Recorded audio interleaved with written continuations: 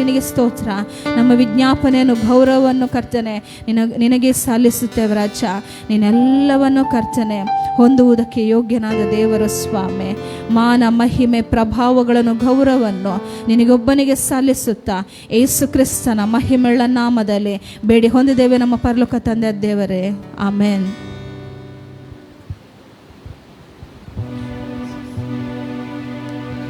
Hallelujah, praise the Lord. ನಮ್ಮೊಟ್ಟಿಗೆ ದೇವರನ್ನು ಆರಾಧಿಸಲು ಜಾಯ್ನ್ ಆದ ಈಚ್ ಆ್ಯಂಡ್ ಎವ್ರಿ ಒನ್ಗೆ ನಾವು ದೇವರ ಕರ್ತನಾದ ಯೇಸು ಕ್ರಿಸ್ತನ ನಾಮದಲ್ಲಿ ವಂದಿಸುವರಾಗಿದ್ದೇವೆ. Thank you Jesus, thank you Lord. ನಿನಗೆ ಮಹಿಮೆ ರಾಜ. ನಾವು ಎಲ್ಲರೂ ಎದ್ದು ನಿಂತು ಆತನನ್ನು ಸ್ತುತಿಸುವ, ಸ್ವಲ್ಪ ಹೊತ್ತು ಆತನನ್ನು ಕೀರ್ತಿಸುವ. ಆತನು ಸರ್ವಶಕ್ತನಾಗಿದ್ದಾನೆ. ಆತನು ಎಲ್ಲವನ್ನು ನಮಗಾಗಿ ಮಾಡಲು ಶಕ್ತನಾಗಿದ್ದಾನೆ. Thank you Jesus, thank you Father. Holy spirit, you take control of Father. Thank you Lord, thank you Jesus, thank you Father. ತಂದೆಯಾದ ದೇವರೇ ಸ್ವಾಮಿ, ಸಭೆಯಾಗಿ ನಿನ್ನನ್ನು ಆರಾಧಿಸಲು ಬಂದಾಗ ಅಪ್ಪ ನಿನಗೆ ಮಹಿಮೆ ಸಲ್ಲಿಸಲ್ಪಡಲಿ. ನಮ್ಮ ಸ್ತುತಿಯಿಂದ ಸ್ವಾಮಿ ನಿನಗೆ ಮಹಿಮೆ ಸಲ್ಲಿಸಲ್ಪಡಲಿ, ನಿನ್ನ ನಾಮಕ್ಕೆ ಮಹಿಮೆ ಸಲ್ಲಿಸಲ್ಪಡಲಿ. Thank you father. ಅಪ್ಪ ನಿನಗೆ ಒಬ್ಬನಿಗೆ ಮಹಿಮೆ ಸಲ್ಲಿಸಲ್ಪಡಲಿ. Thank you Jesus. ಎಲ್ಲವನ್ನು ನಿಮ್ಮ ಹಸ್ತದಲ್ಲಿ ಒಪ್ಪಿಸುತ್ತಾ ನಿನ್ನ ಒಬ್ಬನಿಗೆ ಮಹಿಮೆ ಸ್ವಾಮಿ ಯೇಸುವಿನ ನಾಮದಲ್ಲಿ ಬೇಡಿ ಹೊಂದಿದ್ದೇನೆ ತಂದೆ, amen. Thank you Father, thank you Lord. ಇದು ಸಾಂಗ್ ಹೀಗೆ ಹೇಳುತ್ತೆ, ಸರ್ವಶಕ್ತನಾದವ ನಮ್ಮ ದೇವ ಎಂಬುದಾಗಿ. ಆತನಿಗೆ ಒಂದು ಕಾರ್ಯ ಅಸಾಧ್ಯವಿಲ್ಲ, ಎಲ್ಲವೂ ಸಾಧ್ಯವಾಗಿದೆ. ನಾವೆಲ್ಲರೂ ನಂಬುವವರಾಗಿದ್ದೇವಲ್ಲ, ನಾವು ಇಲ್ಲಿ ಸೈತಾನನ ರಾಜ್ಯವನ್ನು ಲಯಪಡಿಸುವುದಕ್ಕಾಗಿ ನಿಂತಿದ್ದೇವೆ. ನಾವು ನಮ್ಮದು ನಮ್ಮ ಹಾರ್ಟಿಂದ ಆತನಿಗೆ ಸ್ತುತಿಸಲು ಹೋಗೋಣ. ಯಾಕೆಂದರೆ ನಾವು ಇಲ್ಲಿ ಸುಮ್ಮನೆ ನಿಂತದಲ್ಲ, ಆತನನ್ನು ಆರಾಧಿಸಲು. ನಾವು ಆತನನ್ನು ಆರಾಧಿಸುವಾಗ ಎಲ್ಲ ಕಟ್ಟುಗಳು ಬಿಚ್ಚಲ್ಪಡ್ತದೆ. Amen, amen.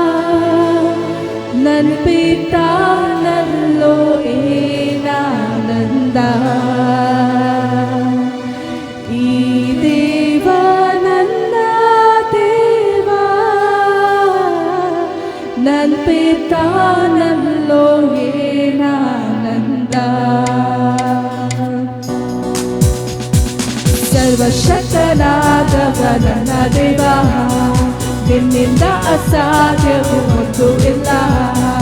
ಸರ್ವಶಕ್ತನಾದವ ನನ್ನ ದೇವ, ನಿನ್ನಿಂದ ಅಸಾಧ್ಯವೂ ಒಂದು ಇಲ್ಲ. ಅಖಿಲಾಂಡವ ನಿರ್ಮಿಸಿದ ನಂಬಿತಾನಲ್ಲೋ ಏನಾನಂದ.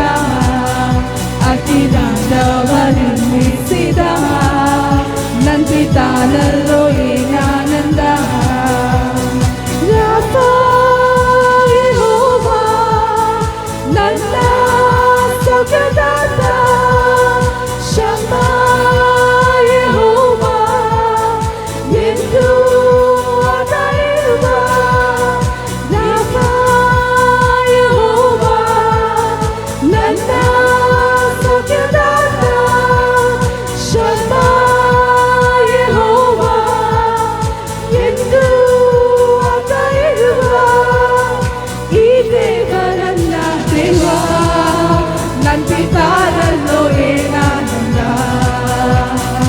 ಈ ದೇವರನ್ನ ದೇವ ನಂಬಿತಾರಲ್ಲೋ ಏನಾನಂದ. ಸರ್ವಶಕ್ತನಾದವ ನನ್ನ ದೇವ, ನಿನ್ನಿಂದ ಅಸಾಧ್ಯವೂ ಒಂದು ಇಲ್ಲ.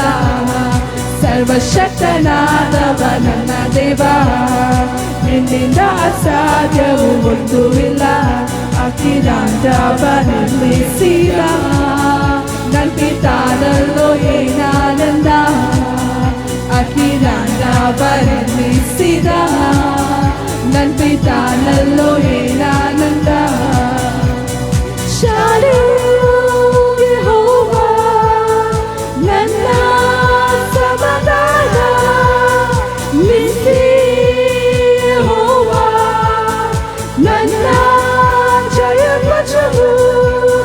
ಶಾಲೋಮ್ ಯೆಹೋವಾ ನನ್ನ ಸಮಾಧಾನ, ನಿಸ್ಸಿ ಯೆಹೋವಾ ನನ್ನ ಜಯ ಧ್ವಜವು.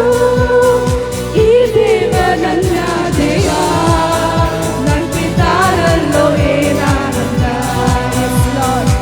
ಈ ದೇವ ನನ್ನ ದೇವ, ನನ್ನ ಪಿತಾನಲ್ಲೋ ಏನಾನಂದ. ಸರ್ವಶಕ್ತನಾದವ ನನ್ನ ದೇವ, ನಿನ್ನಿಂದ ಅಸಾಧ್ಯವು ಎಂದೂ ಇಲ್ಲ.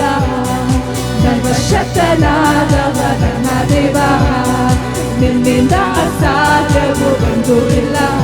ಅಖಿಲಾಂಡವ ನಿರ್ಮಿಸಿದ ನನ್ನ ಪಿತಾನಲ್ಲೋ ಏನಾನಂದ. ಅಖಿಲಾಂಡವ ನಿರ್ಮಿಸಿದ ನನ್ನ ಪಿತಾನಲ್ಲೋ ಏನಾನಂದ. ರೋಹಿ ಯೆಹೋವಾ ನನ್ನ ಒಳ್ಳೆ ಕೃಪ, ಈರೇ ಯೆಹೋವಾ ನನಗೆ ಒದಗಿಸುವ. ರೋಹಿ ಯೆಹೋವಾ ನನ್ನ ಒಳ್ಳೆ ಕೃಪ, ಈರೇ ಯೆಹೋವಾ ನನಗೆ ಒದಗಿಸುವ. ಈ ದೇವ ನನ್ನ ದೇವ, ನನ್ನ ಪಿತಾನಲ್ಲೋ ಏನಾನಂದ. ಈ ದೇವ ನನ್ನ ದೇವ, ನನ್ನ ಪಿತಾನಲ್ಲೋ ಏನಾನಂದ. ಸರ್ವಶಕ್ತನಾದ ಸರ್ವಶಕ್ತನಾದವ ನನ್ನ ದೇವ, ನಿನ್ನಿಂದ ಅಸಾಧ್ಯವು ಒಂದೂ ಇಲ್ಲ. ಸರ್ವಶಕ್ತನಾದವ ನನ್ನ ದೇವ, ನಿನ್ನಿಂದ ಅಸಾಧ್ಯವು ಒಂದೂ ಇಲ್ಲ. ಅಖಿಲಾಂಡವ ನಿರ್ಮಿಸಿದ ನನ್ನ ಪಿತಾನಲ್ಲೋ ಏನಾನಂದ. ಅಖಿಲಾಂಡವ ನಿರ್ಮಿಸಿದ ನನ್ನ ಪಿತಾನಲ್ಲೋ ಏನಾನಂದ.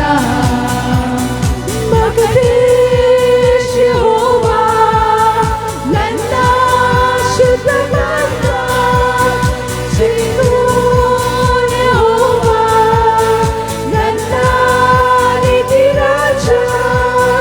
ಮಗದೇಶ್ ಯೆಹೋವಾ ನನ್ನ ಶುದ್ಧ ಮಾರ್ಗ, ಸಿಗ್ಯೋನ್ ಯೆಹೋವಾ ನನ್ನ ನೀತಿ ರಾಜ. ಈ ದೇವ ನನ್ನ ದೇವ, ನನ್ನ ಪಿತಾನಲ್ಲೋ ಏನಾನಂದ. ಈ ದೇವ ನನ್ನ ದೇವ, ನನ್ನ ಪಿತಾನಲ್ಲೋ ಏನಾನಂದ. ಸರ್ವಶಕ್ತನಾದವ ನನ್ನ ದೇವ, ನಿನ್ನಿಂದ ಅಸಾಧ್ಯವು ಒಂದೂ ಇಲ್ಲ. ಸರ್ವಶಕ್ತನಾದವ ನನ್ನ ದೇವ, ನಿನ್ನಿಂದ ಅಸಾಧ್ಯವು ಒಂದೂ ಇಲ್ಲ. ಅಖಿಲಾಂಡವ ನಿರ್ಮಿಸಿದ ನನ್ನ ಪಿತಾನಲ್ಲೋ ಏನಾನಂದ. ಅಖಿಲಾಂಡವ ನಿರ್ಮಿಸಿದ ನನ್ನ ಪಿತಾನಲ್ಲೋ ಏನಾನಂದ. ಅಖಿಲಾಂಡವ ನಿರ್ಮಿಸಿದ ನನ್ನ ಪಿತಾನಲ್ಲೋ ಏನಾನಂದ. ಅಖಿಲಾಂಡವ ನಿರ್ಮಿಸಿದ ನಾನಲ್ಲೋ ಏನಾನಂದ. ಹೌದು, ಆತನು ಸರ್ವಶಕ್ತನಾದ ದೇವರು, ನಮ್ಮನ್ನು ಸೃಷ್ಟಿ ಮಾಡಿದ ಆತನು. Thank you Lord. ಅಪ್ಪ, ನಿನ್ನನ್ನೇ ಹೊಗಳುತ್ತೇವೆ ಸ್ವಾಮಿ, ನಿನ್ನನ್ನೇ ಸ್ತುತಿಸುತ್ತೇವೆ. ನಿನ್ನ ಪರಿಶುದ್ಧನೋ Lord. Thank you Father, thank you Jesus, thank you Father, thank you Lord. ಸ್ತುತಿಸುವೆ, ಹೊಗಳುವೆ, ರಜನೆ ರಜನೆ ನಿನ್ನ ಮಹಿಮೆಗೂ ನೀನೆ ಪಾತ್ರನು. ಆರಾಧಿಸುವೆನು ನಿನ್ನ, ಸ್ತುತಿಸುವೆ, ಹೊಗಳುವೆ,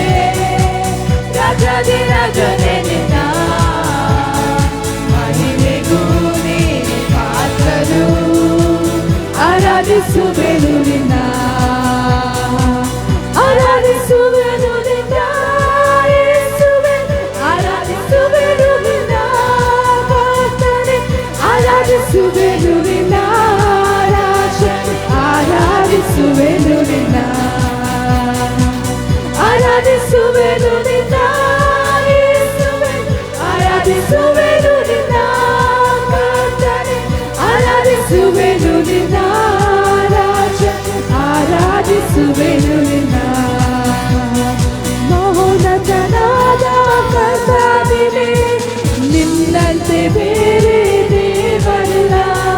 ಪರಿಶುದ್ಧನಾದ ರಾಜನೇ, ನಿನಗೆ ಸಮಾನರು ಯಾರೂ ಇಲ್ಲ. ಮಹೋನ್ನತನಾದ ಕರ್ತನೇ, ನಿನ್ನಂತೆ ಬೇರೆ ದೇವರಿಲ್ಲ. ಪರಿಶುದ್ಧನಾದ ರಾಜನೇ, ನಿನಗೆ ಸಮಾನರು ಯಾರೂ ಇಲ್ಲ.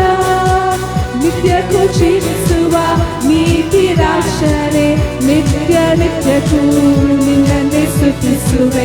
ನಿತ್ಯಕ್ಕೂ ಜೀವಿಸುವ ನೀತಿ ರಾಜನೇ, ನಿತ್ಯ ನಿತ್ಯಕ್ಕೂ ನಿನ್ನನ್ನೇ ಸ್ತುತಿಸುವೆ. ಸ್ತುತಿಸುವೆ, ಹೊಗಳುವೆ. ರಾಜನೇ ರಾಜನೇ ನಿನ್ನ ಮಹಿಮೆಗೂ ನೀನೆ ಪಾತ್ರರು. ಆರಾಧಿಸುವೆನು ನಿನ್ನ ಯೇಸಪ್ಪ. ಸ್ತುತಿಸುವೆ, ಹೊಗಳುವೆ. ರಾಜನೇ ರಾಜನೇ ನಿನ್ನ ಮಹಿಮೆಗೂ ನೀನೆ ಪಾತ್ರರು. ಆರಾಧಿಸುವೆನು ನಿನ್ನ. ಕೈಗಳನ್ನೆತ್ತುತ್ತಾ ಆರಾಧಿಸುವೆನು ನಿನ್ನ ಯೇಸುವೆ. ಆರಾಧಿಸುವೆನು ನಿನ್ನ ಕರ್ತನೇ. ಆರಾಧಿಸುವೆನು ನಿನ್ನ ರಾಜನೇ. ಆರಾಧಿಸುವೆನು ನಿನ್ನ. ಆರಾಧಿಸುವೆನು ನಿನ್ನ ಯೇಸುವೆ. ಆರಾಧಿಸುವೆನು ನಿನ್ನ ಕರ್ತನೇ. ಆರಾಧಿಸುವೆನು ನಿನ್ನ ರಾಜನೇ. ಆರಾಧಿಸುವೆನು ನಿನ್ನ. ಪರಾಕ್ರಮಿಯಾದ ರಾಜನೇ, ನನಗೆ ಜಯವನ್ನು ನೀಡಿದವನೇ. ಭಯಂಕರನಾದ ಕರ್ತನೇ, ಮಹತ್ತುಗಳನ್ನು ಮಾಡಿದವನೇ. ಪರಾಕ್ರಮಿಯಾದ ರಾಜನೇ, ನನಗೆ ಜಯವನ್ನು ನೀಡಿದವನೇ. ಭಯಂಕರನಾದ ಕರ್ತನೇ, ಮಹತ್ತುಗಳನ್ನು ಮಾಡಿದವನೇ. ಸೈತಾನ ತಲೆಯನ್ನು ಚಚ್ಚಿದಾತನೇ, ಮರಣ ಗೆದ್ದವನೇ, ನಿನ್ನನ್ನೇ ಸ್ತುತಿಸುವೆ. ಸೈತಾನ ತಲೆಯನ್ನು ಚಚ್ಚಿದಾತನೇ, ಮರಣ ಗೆದ್ದವನೇ, ನಿನ್ನನ್ನೇ ಸ್ತುತಿಸುವೆ. ಸ್ತುತಿಸುವೆ, ಹೊಗಳುವೆ. ರಾಜನೇ ರಾಜನೇ ನಿನ್ನ ಮಹಿಮೆಗೂ ನೀನೆ ಪಾತ್ರರು. ಆರಾಧಿಸುವೆನು ನಿನ್ನ. ಸ್ತುತಿಸುವೆ, ಸ್ತುತಿಸುವೆ, ಹೊಗಳುವೆ. ರಾಜನೇ ರಾಜನೇ ನಿನ್ನ ಮಹಿಮೆಗೂ ನೀನೆ ಪಾತ್ರರು. ಆರಾಧಿಸುವೆನು ನಿನ್ನ. ಆರಾಧಿಸುವೆನು ನಿನ್ನ ಯೇಸುವೆ. ಆರಾಧಿಸುವೆನು ನಿನ್ನ ಕರ್ತನೇ. ಆರಾಧಿಸುವೆನು ನಿನ್ನ ರಾಜನೇ. ಆರಾಧಿಸುವೆನು ನಿನ್ನ. ಎಲ್ಲರೂ ಕೈಗಳನ್ನು ಎತ್ತುತ್ತಾ ಆರಾಧಿಸುವೆನು ನಿನ್ನ ಯೇಸುವೆ. ಆರಾಧಿಸುವೆನು ನಿನ್ನ ಕರ್ತನೇ. ಆರಾಧಿಸುವೆನು ನಿನ್ನ ರಾಜನೇ. ಆರಾಧಿಸುವೆನು ನಿನ್ನ. ನನ್ನ ರಕ್ಷಕ ನೀನೇ, ನಿನಗಾಗಿ ನನ್ನ ಆರಿಸಿರುವೆ.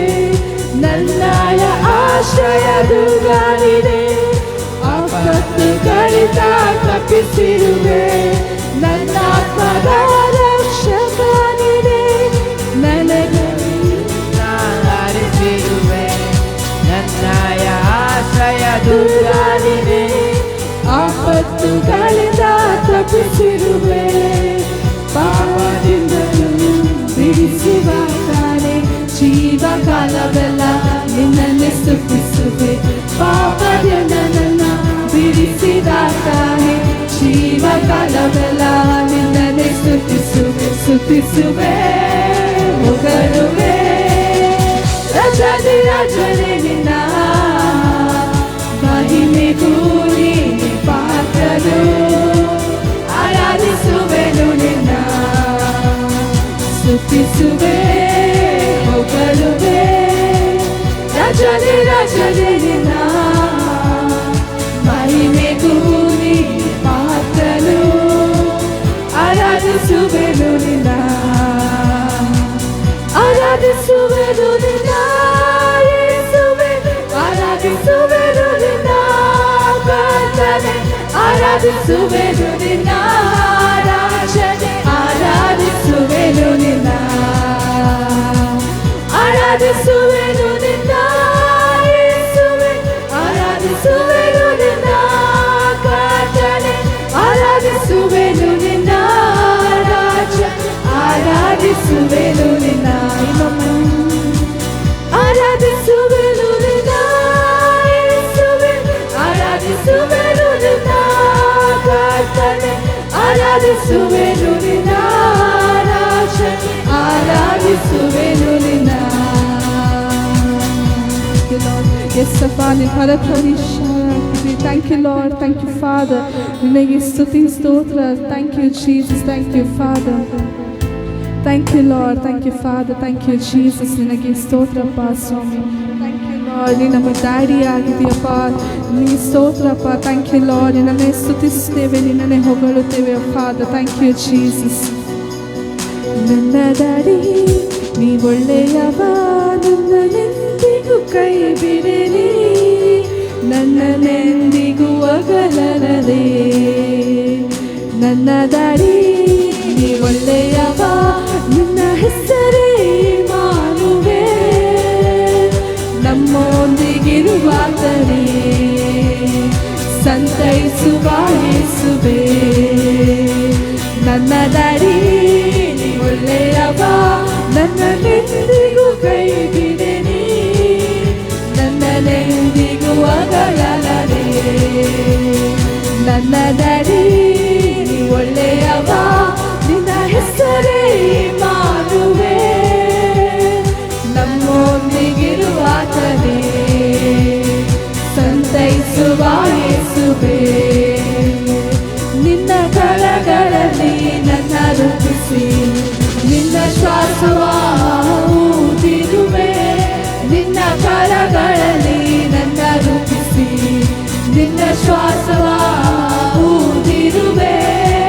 ನನ್ನಯ ಒಳ್ಳೆಯ ತಂದೆಯು ನೀನೇ, ನನ್ನಯ ಒಳ್ಳೆಯ ತಾಯಿಯು ನೀನೇ, ನನ್ನಯ ಒಳ್ಳೆಯ ತಂದೆಯು ನೀನೇ, ನನ್ನಯ ಒಳ್ಳೆಯ ತಾಯಿಯು ನೀನೇ, ನನ್ನಯ ಒಳ್ಳೆಯ ತಾಯಿಯು ನೀನೇ, ನನ್ನಯ ಒಳ್ಳೆಯ ತಾಯಿಯು ನೀನೇ. ನನ್ನ ಡ್ಯಾಡಿ ನೀ ಒಳ್ಳೆಯವ, ನನ್ನನೆಂದಿಗೂ ಕೈ ಬಿಡಲಿ, ನನ್ನನೆಂದಿಗೂ ಅಗಲರದೆ. ನನ್ನ ಡ್ಯಾಡಿ ನೀ ಒಳ್ಳೆಯವ, ನಿನ್ನ ಹೆಸರೇ ಮಾಡುವೆ, ನಮ್ಮೊಂದಿಗಿರುವಾತನೇ ಸಂತೈಸುವ ಯೇಸುವೆ.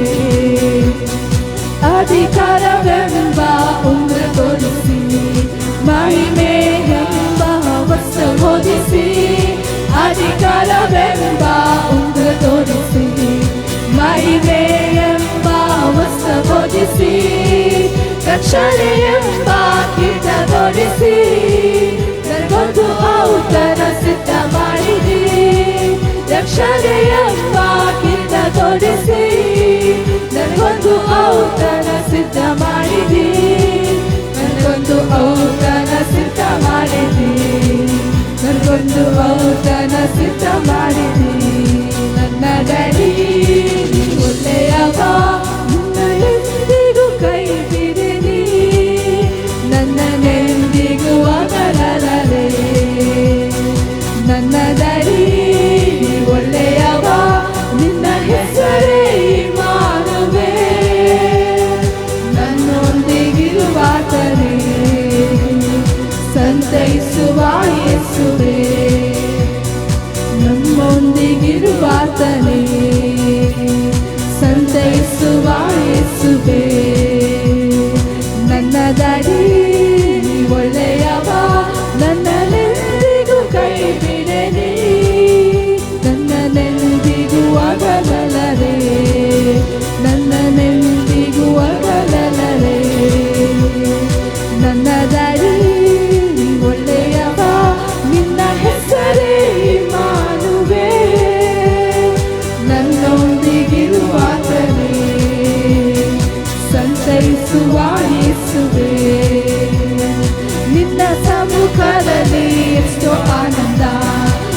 ವಿವರಿಸಲು ಮಾತಿಲ್ಲ, ನಿನ್ನ ಸಮ್ಮುಖದಲ್ಲಿ ಎಷ್ಟೋ ಆನಂದ. ವಿವರಿಸಲು ಮಾತಿಲ್ಲ, ನನ್ನಯ ಒಳ್ಳೆಯ ಕುರುಬನಿದೆ, ನನ್ನಯ ಒಳ್ಳೆಯ ರಕ್ಷಕನಿದೆ, ನನ್ನಯ ಒಳ್ಳೆಯ ಕುರುಬನಿದೆ, ನನ್ನಯ ಒಳ್ಳೆಯ ರಕ್ಷಕನಿದೆ, ನನ್ನಯ ಒಳ್ಳೆಯ ಕುರುಬನಿದೆ, ನನ್ನಯ ಒಳ್ಳೆಯ ರಕ್ಷಕನಿದೆ. ನನ್ನ ಡ್ಯಾಡಿ ಒಳ್ಳೆಯವ, ನನ್ನನೆಂದಿಗೂ ಕೈ ಬಿಡೆನಿ, ನನ್ನನೆಂದಿಗೂ ಅಗಲಲೇ. ನನ್ನ ಡ್ಯಾಡಿ ಒಳ್ಳೆಯವ, ನನ್ನ ಹೆಸರೇ ಇಮ್ಮಾನುವೇ, ನನ್ನೊಂದಿಗಿರುವಾತನೇ ಸಂತೈಸುವ ಯೇಸುವೇ. ನನ್ನ ಡ್ಯಾಡಿ ಒಳ್ಳೆಯವ, ನನ್ನನೆಂದಿಗೂ ಕೈ ಬಿಡಲಿ, ನನ್ನನೆಂದಿಗೂ ಅಗಲಲೇ, ನನ್ನನೆಂದಿಗೂ ಅಗಲಲೇ. ನನ್ನ ಡ್ಯಾಡಿ ಒಳ್ಳೆಯವ, ನಿನ್ನ ಹೆಸರೇ ಇಮ್ಮಾನುವೇ, ನನ್ನೊಂದಿಗಿರುವಾತನೇ ಸಂತೈಸುವ ಯೇಸುವೇ, ನಮ್ಮೊಂದಿಗಿರುವಾತನೇ ಸಂತೈಸುವ ಯೇಸುವೇ. ಸಪ್ಪ ನಮ್ಮನ್ನು ಸಂತೈಸುವಾತನೇ O Lord. Thank you father. ನಿನಗೆ ಸ್ತೋತ್ರ, ಮಹಿಮೆ ನಿನಗೆ ರಾಜ, ನಿನಗೆ ಸ್ತೋತ್ರ ಅಪ್ಪ. ಸ್ವಾಮಿ, ಉದಯ ಕಾಲದಲ್ಲೂ ಸ್ವಾಮಿ, ಮಧ್ಯಾಹ್ನದಲ್ಲೂ ಸ್ವಾಮಿ, ಸ್ವಾಮಿ ರಾತ್ರಿಯಲ್ಲೂ ಅಪ್ಪ ಸ್ವಾಮಿ ನಿನ್ನನ್ನೇ ಸ್ತುತಿಸುತ್ತೇವೆ, ಯಾಕಂದ್ರೆ ನೀನು ಸ್ವಾಮಿ ನಮ್ಮ ಸ್ತುತಿಗೆ ಯೋಗ್ಯನಪ್ಪ. Thank you Lord, thank you father. ನಿನಗೆ ಸ್ತೋತ್ರ ಸ್ವಾಮಿ, ನಿನ್ನನ್ನೇ ಹೊಗಳುತ್ತೇವೆ ಅಪ್ಪ. Thank you Lord, thank you Jesus. ನಿನಗೆ ಮಹಿಮೆ ರಾಜ, ನಿನಗೆ ಮಹಿಮೆ ಅಪ್ಪ. Thank you Father. ನಿನ್ನ ಪ್ರೀತಿಗಾಗಿ ಸ್ತೋತ್ರ ಲಾರ್ಡ್. ನೀನೇ ಯೋಗ್ಯನು ಸ್ವಾಮಿ, ನೀನೇ ಯೋಗ್ಯನು ರಾಜ. ನಿನಗೆ ಸ್ತೋತ್ರ ದೇವ ತಂದೆ, ನಿನಗೆ ಸ್ತೋತ್ರ Lord. Father, we worship you Lord, we worship you master. Thank you Jesus, thank you Lord. ಉದಯ ಕಾಲ ಸಮಯದಲ್ಲಿ, ಮಧ್ಯಾಹ್ನದ ಸಮಯದಲ್ಲಿ, ರಾತ್ರಿಯ ಸಮಯದಲ್ಲಿ ನಿನ್ನಾರಾಧಿಸುವೆ. ಉದಯ ಕಾಲ ಸಮಯದಲ್ಲಿ, ಮಧ್ಯಾಹ್ನದ ಸಮಯದಲ್ಲಿ, ರಾತ್ರಿಯ ಸಮಯದಲ್ಲಿ ನಿನ್ನಾರಾಧಿಸುವೆ. ಶರಣನಾದೆನು ನಾನು ಕ್ರಿಸ್ತ ಪ್ರೀತಿಗೆ, ಶರಣಾದೆನು, ಶರಣನಾದೆನು ನಾನು ಕ್ರಿಸ್ತ ಪ್ರೀತಿಗೆ, ಶರಣಾದೆನು.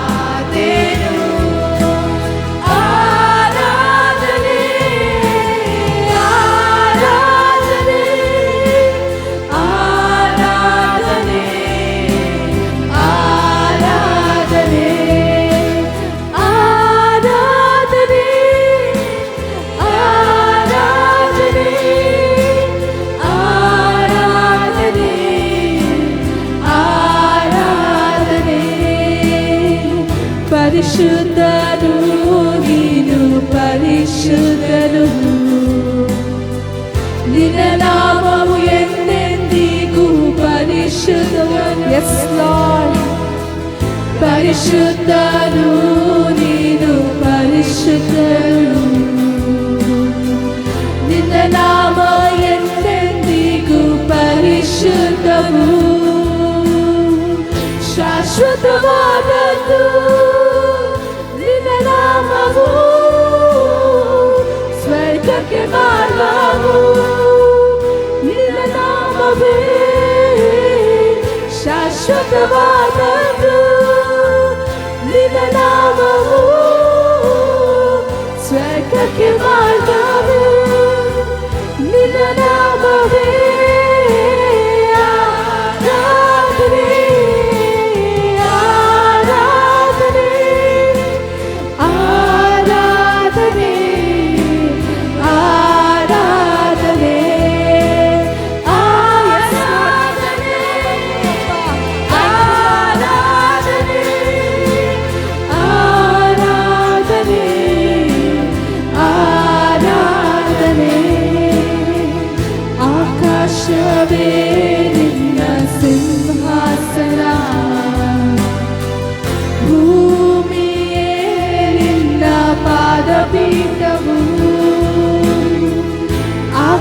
ಆಕಾಶವೇ ನಿನ್ನ ಸಿಂಹಾಸನ, ಭೂಮಿಯೇ ನಿನ್ನ ಪಾದಪೀಠವು. ಶಾಶ್ವತವಾದದ್ದು ನಿನ್ನ ರಾಜ್ಯವು, ಅಂತ್ಯವಿಲ್ಲ ನಿನ್ನ ರಾಜ್ಯಕ್ಕೆ. ಶಾಶ್ವತವಾದದ್ದು ನಿನ್ನ ರಾಜ್ಯವು, ಅಂತ್ಯವಿಲ್ಲ ನಿನ್ನ ರಾಜ್ಯಕ್ಕೆ. ಆರಾಧನೆ ಆರಾಧನೆ ಆರಾಧನೆ ಆರಾಧನೆ ಆರಾಧನೆ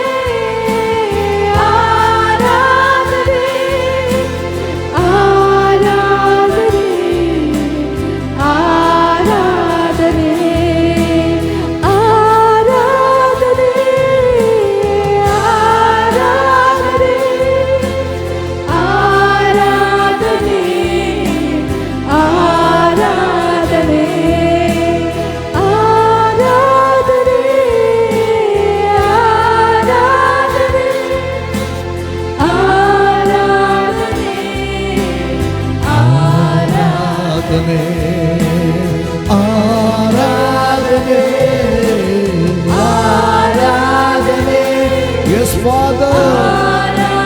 We worship you, Jesus. Thank you, Holy God. Thank you, Holy Presence of God. Thank you, Daddy. Thank you, Dada. ಆರಾಧನೆ ಆರಾಧನೆ. Yes, Jesus. ನಿನಗೆ ಆರಾಧನೆ ಸ್ವಾಮಿ, ನಿನಗೆ ಮಹಿಮೆ ಸ್ವಾಮಿ, ನಿನಗೆ ಘನತೆ. ಲಕ ರೋಹೋ ಸೇತೇಮ ಎಸ್ ಎಸ್ ಎಸ್ ಎಸ್.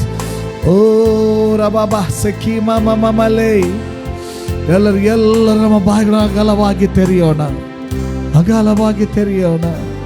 ಲಿರಿನಂದಿರಿ ಬೇ ಸೊಟೋರೋ ರೋ ರೋ ರೋ ಲೇ ಕ್ರೇ ಮೊಂದಿರಿಸೆ. Worship you, Lord. Thank you. ಆತನ ಉಪಕಾರಗಳಿಗಾಗಿ ಸ್ತೋತ್ರ ಸಲ್ಲಿಸೋಣ. ಆತನು ಮಹೋನ್ನತನೆಂಬುದಾಗಿ ನಾವು ಆತನನ್ನು ಸ್ತುತಿಸೋಣ. ಆತನ ನಾಮಕ್ಕೆ ಯೋಗ್ಯವಾದಂಥ ಘನತೆಯನ್ನು ಸಲ್ಲಿಸೋಣ. ಹಲ್ಲೆಲೂಯಾ ಲಾರ್ಡ್ ಮಂದಿರಿ ಲಬಾ. Thank you, Jesus. Thank you, Jesus. Oh, praise you, praise you, praise you, praise you, praise you, praise you, praise you. Praise you, Lord. Hallelujah. ಬಾಯಿಗಳನ್ನು ಅಗಲವಾಗಿ ತೆರೆಯೋಣ. Thank you Lord. ಸ್ತೋತ್ರ ಮಾಡಿ, ಸ್ತೋತ್ರ ಮಾಡಿ, ಸ್ತೋತ್ರ ಮಾಡಿ, ಸ್ತೋತ್ರ ಮಾಡಿ. ಯಾರಿಗೆ ಯಾವ ಭಾಷೆಯಲ್ಲಿ ಸ್ತೋತ್ರ ಮಾಡಲಿಕ್ಕೆ ಪರಿಶುದ್ಧಾತ್ಮನು ಪ್ರೇರೇಪಣೆ ಕೊಡ್ತಾ ಇದ್ದಾನೋ ಆ ಭಾಷೆಯಲ್ಲಿ ನೀವು ಸ್ತೋತ್ರ ಮಾಡಿ. ಒಂದು ಕ್ಷಣ ಸ್ತೋತ್ರ ಮಾಡಿ, ಸ್ತೋತ್ರ ಮಾಡಿ. ಎಲ್ಲ ಬಾಯಿಗಳು ಸ್ತುತಿಸಲಿ, ಎಲ್ಲ ಬಾಯಿಗಳು ಫ್ರೀ ಆಗಲಿ. Hallelujah lord. ಆರಾಧನೆ ಆರಾಧನೆ ಆರಾಧನೆ ಆರಾಧನೆ ಆರಾಧನೆ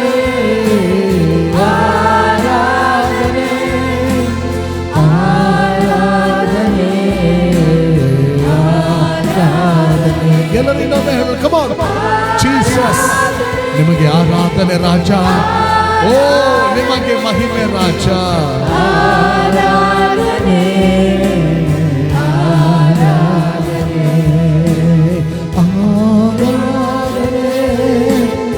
ಆರಾಧನೆ. Yes, yes, Jesus. ಆರಾಧನೆ ಆರಾಧನೆ. ಪರಿಶುದ್ಧನು ನೀನು, ಪರಿಶುದ್ಧನು ನಿನ್ನ ನಾಮವು ಎಂದೆಂದಿಗೂ ಪರಿಶುದ್ಧವು. ಎಲ್ಲರೂ ಹೇಳೋಣ. ನೀನು ಪರಿಶುದ್ಧನು, ನೀನು ಪರಿಶುದ್ಧ. ನಿಮ್ಮೆಲ್ಲರ ಸ್ವರ ಪರಲೋಕಕ್ಕೆ ಕೇಳಿಸಲಿ ಪ್ರಿಯರೇ.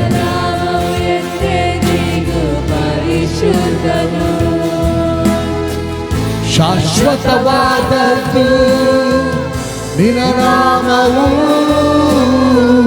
ಸ್ವರ್ಗಕ್ಕೆ ಮಾರ್ಗವು ನಿನ್ನ ನಾಮವೇ.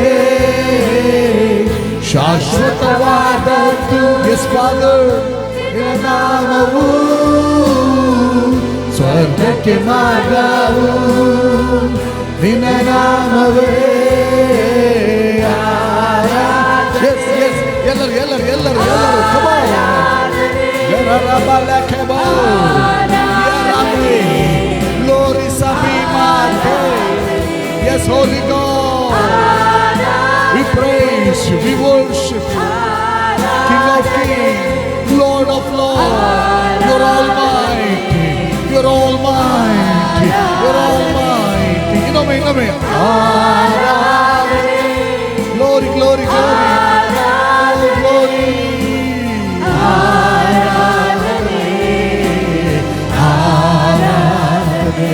ಇನ್ನೊಮ್ಮೆ ತಂದೆ ನೀನು ಉನ್ನತೋನ್ನತನ ಸ್ವಾಮಿ. ಯೇಸುವೆ ನೀನು ಮಹೋನ್ನತನಪ್ಪ. ಪವಿತ್ರಾತ್ಮನೇ ನೀನು ಆತ್ಮ ಸ್ವರೂಪಿ. ಓ ನಿನ್ನನ್ನು ಆರಾಧಿಸ್ತೇವೆ ಸ್ವಾಮಿ. ತ್ರೈಕ ದೇವರೇ ನಿಮ್ಮನ್ನು ಸ್ತುತಿಸ್ತೇವೆ. ಓ ನಿನ್ನ ನಾಮಕ್ಕೆ ಯೋಗ್ಯವಾದ ಘನತೆ ಸಲ್ಲಿಸ್ತೇವೆ.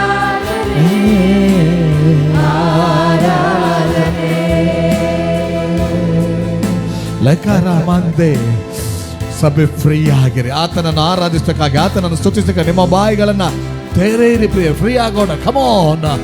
ನಾವು ಆತನ ಸನ್ನಿಧಾನದಲ್ಲಿದ್ದೇವೆ. ಓ ಆತನ ಮಹಿಮೆಯ ಸಾನ್ನಿಧ್ಯದಲ್ಲಿದ್ದೇವೆ. ಆತನ ಸಾನ್ನಿಧ್ಯ ನಮ್ಮೊಂದಿಗಿದೆ, ನಮ್ಮಲ್ಲಿದೆ. Thank you lord. ರಬಾ ಲೇ ಲೇ ರೇ ರೇ ರೇ. Yes hallelujah Lord. Hallelujah. Everyone worship him. Everyone worship him. Open your mouth. Open your mouth. Glory. Oh, we give glory. Oh, we give glory. Oh, Jesus. Yes, yes, yes, yes, yes, yes. Sikimo. Leri nandiri bara. Haliriri hande. Lakananderi arase kala da da da da da da da da. Yes, Father, ಎಲ್ಲ ಘನತೆ ಮಾನ ಮಹಿಮೆ ನಿನ್ನೊಬ್ಬನಿಗೆ ನಾವು ಸಲ್ಲಿಸ್ತೇವೆ. Thank you holy spirit. ನಮ್ಮನ್ನೆಲ್ಲರನ್ನ ಕಂಟ್ರೋಲಲ್ಲಿ ತೆಗೆದುಕೊಂಡಿರೋದಕ್ಕಾಗಿ ಸ್ತೋತ್ರ. ಈಗ ಪವಿತ್ರಾತ್ಮನೇ, ನಮ್ಮಲ್ಲಿರುವಂಥ ಅಭಿಷೇಕವೇ ನೀನು ಉಪದೇಶಿಸಬೇಕು. ಪವಿತ್ರಾತ್ಮನೇ ನೀನು ಮಾತಾಡಬೇಕು. ಕರ್ತನೆ, ನಿನ್ನ ಆಲೋಚನೆ, ಪರಲೋಕದ ಆಲೋಚನೆ, ಪರಲೋಕದ ಚಿತ್ತ ಪ್ರಕಟಿಸಲ್ಪಡಬೇಕು. ಯೇಸುವಿನ ನಾಮದಲ್ಲಿ ತಂದೆ. ಆಮೇನ್, ಆಮೇನ್, ಆಮೇನ್, ಆಮೇನ್. ದಯವಿಟ್ಟು ನಾವು ಕೂತ್ಕೊಳ್ಳೋಣ.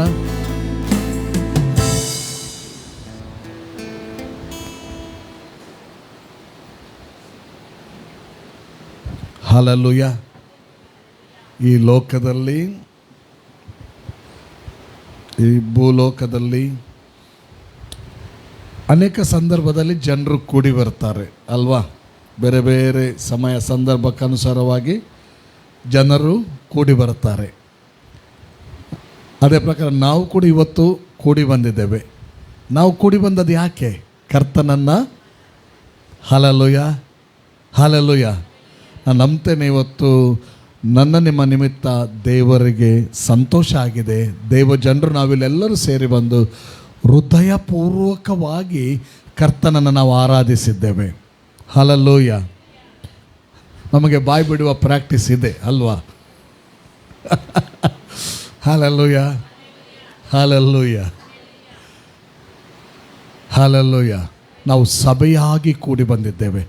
ಈ ಸಭೆಯಾಗಿ ಕೂಡಿ ಬರುವಂಥದ್ದು ಮತ್ತು ಕರ್ತನನ್ನು ಆರಾಧಿಸುವಂಥದ್ದು, ಪ್ರಾರ್ಥಿಸುವಂಥದ್ದು, ವರ್ಡ್ ಮೆಡಿಟೇಟ್ ಮಾಡುವಂಥದ್ದು, ವಾಕ್ಯ ಧ್ಯಾನ ಮಾಡುವಂಥದ್ದು, ಇದೆಲ್ಲ ನಮ್ಮ ಪಾಲಿಗೆ ಸಿಕ್ಕಿದಂಥ ಒಂದು ದೊಡ್ಡ ಆಶೀರ್ವಾದ.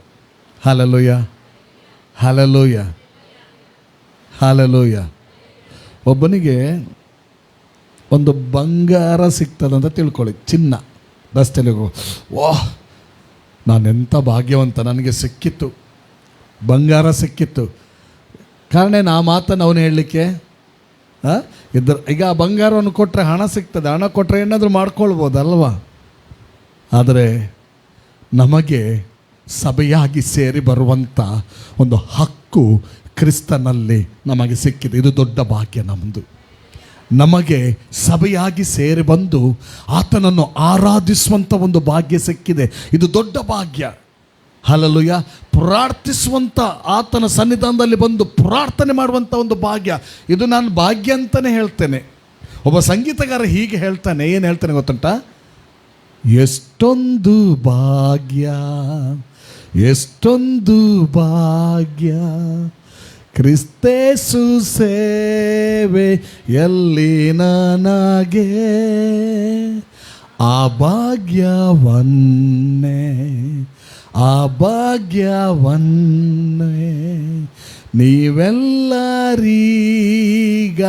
ಹೊಂದಿಕೊಳ್ಳಿರಿ.